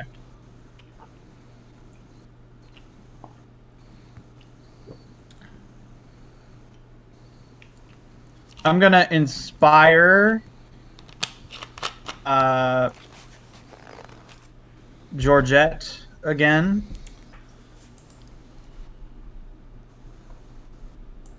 Because Bestow Curse is great. So yeah, I'll just be like, keep the curse up. And then I'm gonna cast Fairy Fire on our friend. with Alright. deck save DC 16. Rolled a natural 19. Yes. Y'all are going to have to come back and watch the stream just to verify all of these rolls. I trust you. I trust you. I think I won't. Okay. Then I'll use my movement to get cool. Yeah, I'll get closer as long as I can still stay relatively separate from other members of the party. I don't want to clump at all. Yep. You can move up. You'll be about 25 feet from it and about 30 feet from the next party member. So you're still pretty spaced. Yep, that's cool. All It's right. my turn. Um, I think I'll. No, never mind. Never mind. That's it. All right. At the end of. Let's see. Charisma saves. At the end of your turn, it is going to try and put a little distance. Georgette, are you still invisible? No, I'm back Okay. to visible. Clear that. In that case, it's going to have you make another charisma saving throw. Of course it is. Be afraid to use inspiration if it's bad. We'll see if I think inspiration will even help. Oh, this is tough. Do I think 14 is going to be enough? Because I need to choose to use it before I hear the results, correct? I wouldn't assume. I would assume his DC is higher than that because our DCs are higher than that. That's probably fair. Oh, that's a 12 anyway. That's a -1, not a +1. Okay, so that'll become a 20 with inspiration. That'll succeed. All right. Kalaroth, it is your turn. It moved a little ways away, but you can still get to melee range if you want. Yes, let me go ahead and get to melee range and toss out my key point, and I am going to get those 3 attacks in.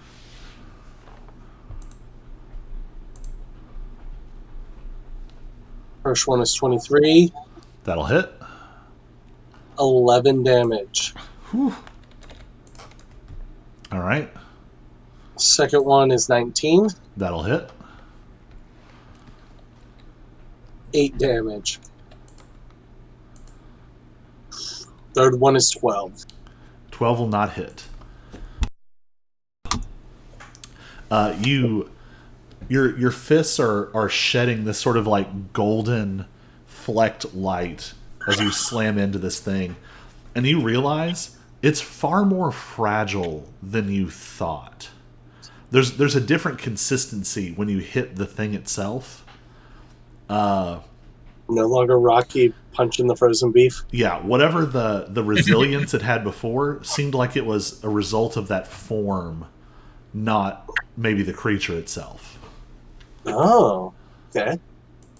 Okay. All right, that was action, bonus action, move. Let's see, we are down to Georgette. Roll 1d6. Okay. 3. 3. Which is probably back to our For an butcher. avatar. So, Kalaroth, you're slamming into this thing, and you hit it, and as your last punch lands, you feel it sort of dispersing part of it, and then it almost becomes furry underneath your fist, and your hand comes back, and now what's in front of you is this slobbering, snarling, amalgamated, multi-headed, multi-limbed, nightmarish, abstract form of vicious animals. You can just pick out one here and there. You see a barking dog head. You see maybe like a cougar's claw. You see a bear's haunch. Just this mass of writhing, barking, snarling, growling creatures. It immediately is going to move 30 feet.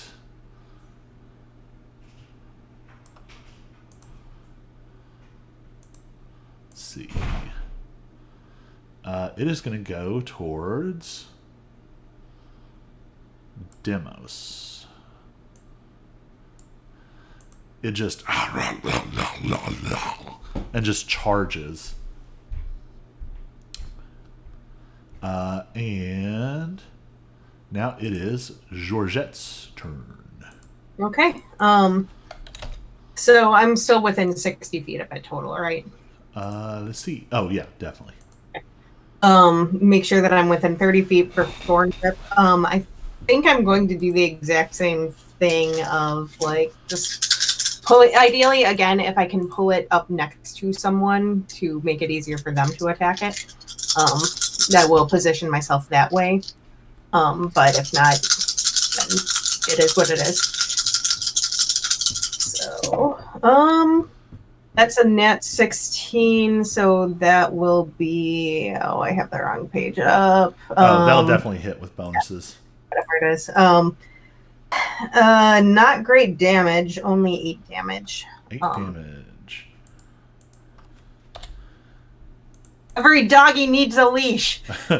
Yeah, these thorns whip out, and there's multiple branches of them now, and they like wind around some of the heads and pull back, and some of the heads just into dust. But there are so many more.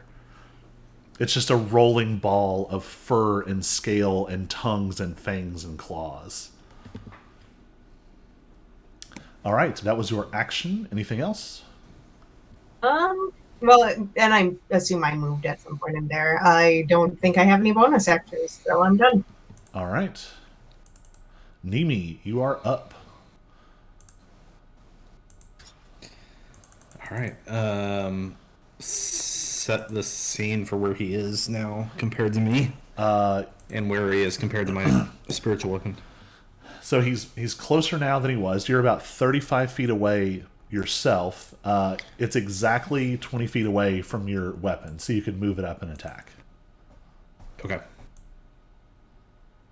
I will move it up and attack. All right. With the spiritual weapon to start.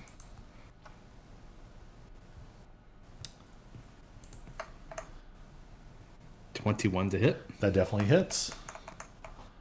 And a 9 damage. So again, this spectral Nemi swings, and like fully half the heads turn, and as the blade slices across, it actually like severs this image of this beast, revealing the small creature underneath. All right. And then I will start moving towards it as well. I do not... Obviously, I'm not going to make it all the way to melee range. But I want to make sure that I'm... If it's still bearing course for Davos, I don't want to be more than 30 feet away from him. Let's see. You're right at about 40. You could... From there, you'd still be 40, because that's how math works.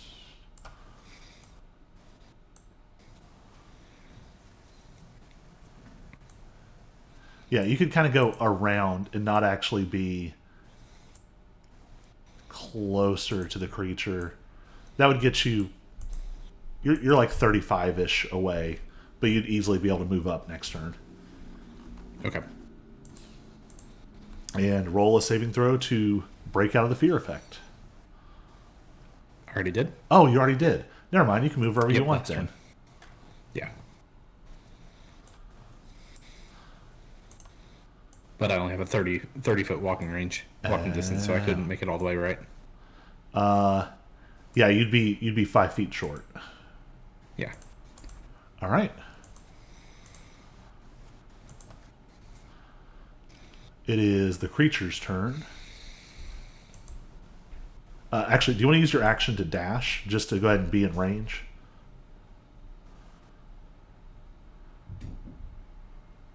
Because then you can hamper him if it tries to move. Opportunity attack. Sure. Yeah, go ahead and do that for me. I'll take it. All right. Yeah, I was like, it's going to turn and go attack someone. And I was like, wait a second. So in that case, it's going to turn and try and desperately... What? The wisdom save. Oh, the wisdom save. That is only a 10 that time. Yeah. All We're right. doing that. It can move. Damn. It's about time. Well, it doesn't want to move Two now. actions we've wasted, yeah. All right, then it is Demos' turn. Okay, so he came at me last time. Is he within attack range now? He was I stopped pulled. him. He's 15 feet away from you. Okay. I think I have 30 feet of movement. Yeah, I do. Okay, so I want to give inspiration to our druid again, because this seems to be working. So you get another D8. Yay. Seems, yeah, we can keep you out of his charm effect. And then I want to... So I've got 30 feet of movement. He's 15 feet away from me. Mm-hmm. I want to get on the other side of him such that if Dissonant Whispers works, he'll run away and get opportunity attacked by our paladin. That makes sense? That's possible to do. Yes.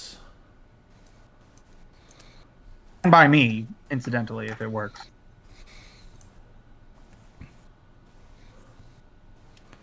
So I'll put you Just kind of line it up. here.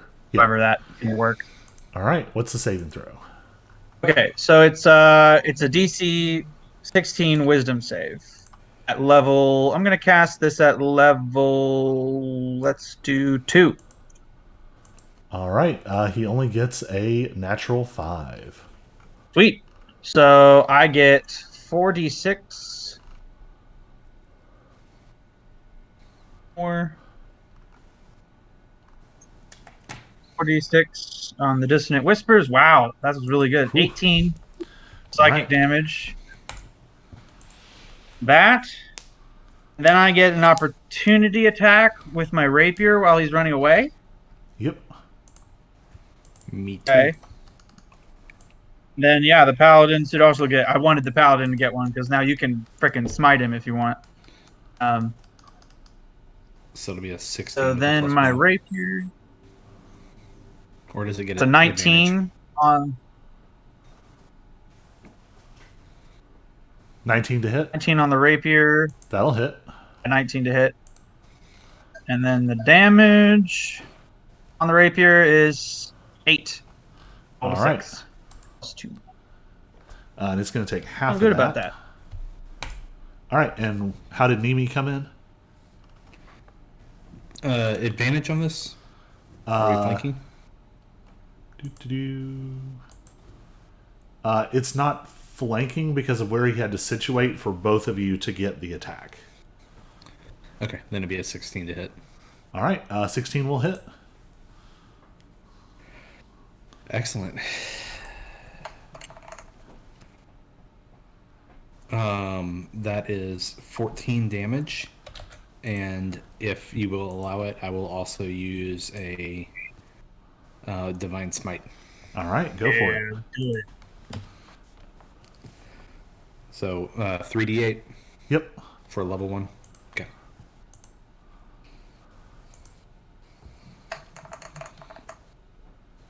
I love that they can do that So- on reactions. It's so cool. 13 there, and then 14 damage from the regular hit. All right. So 27. So as this creature is hit by these psychic screams that run through its brain, it starts trying to flee. This sword fills up with a holy light, this golden dream energy. How do you want to finish this thing? Yeah.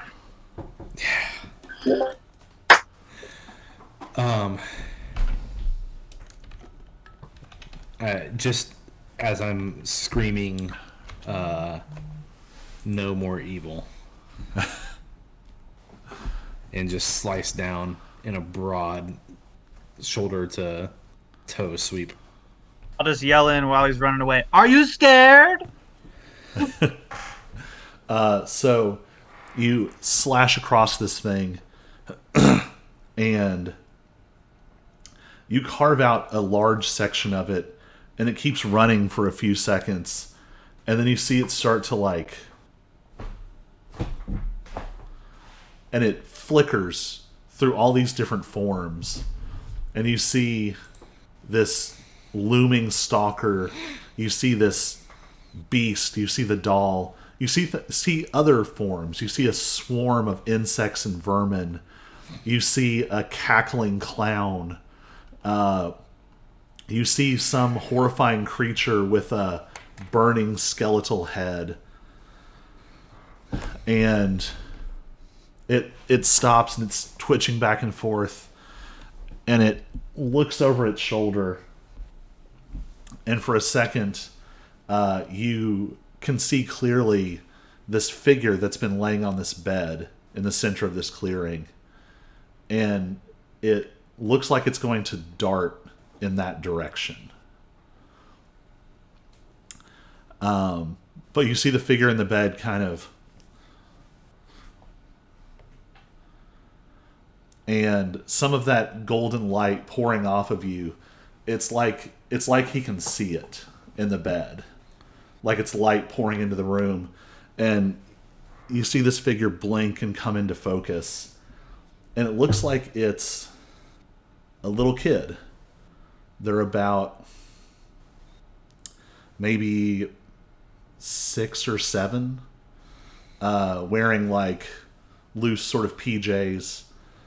There's a stuffed bear tucked under one arm, and you can see a place where the stitching on the side of the bear is torn and fluff is coming out. And the kid kind of like sits up, the creature's running towards them, and you see the bear in its arm glow that green and purple and blue and gold. And this creature is coming apart even as it's running at this kid. And the kid looks at the creature and then kind of looks down and then turns, and you swear it can see you. It can see Nimi floating there. And at this point, I'm full-fledged running to intercept. As it's getting closer, it looks like you're not going to get there in time. And the kid puts their hand out like this, and this metallic body of Nimi dissolves into golden light, and you shoot hilt first and come to a stop in this kid's hand. And this kid is holding this massive, long, curving sword as this thing runs at it. And then both of you swing together, and you slash through this thing, and it just...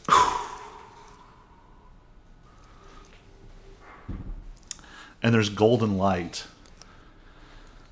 And you see immediately the space around you, all of this cloud, all this darkness starts to dissolve. And you hear a voice. Zachary, why are you out of bed? You're supposed to be asleep. And the kid is, you can now see there's a figure silhouetted in a doorway. And he's holding the sword and he's holding the bear. And then you can feel as this sort of reality detaches and you're back to free floating. And he says, Oh, sorry, Mom. I had a bad dream. And it fades out. The space around you, you can see it rapidly healing. There's now forest, but the forest looks healthy. It's back to that glowing, vibrant color you saw in all the other spaces. And you begin to see these fantastical things springing up out of it. You see cartoonish rocket ships that blast off into the sky. You see dragons flying around and breathing fire. You see castles and knights and race cars and robots. And for just a second, the last thing you can see is the bear tucked under the kid's arm. This little stuffed teddy bear turns, and you can see the glowing eyes of the guardian, and it nods at you. And then 3 of you wake up.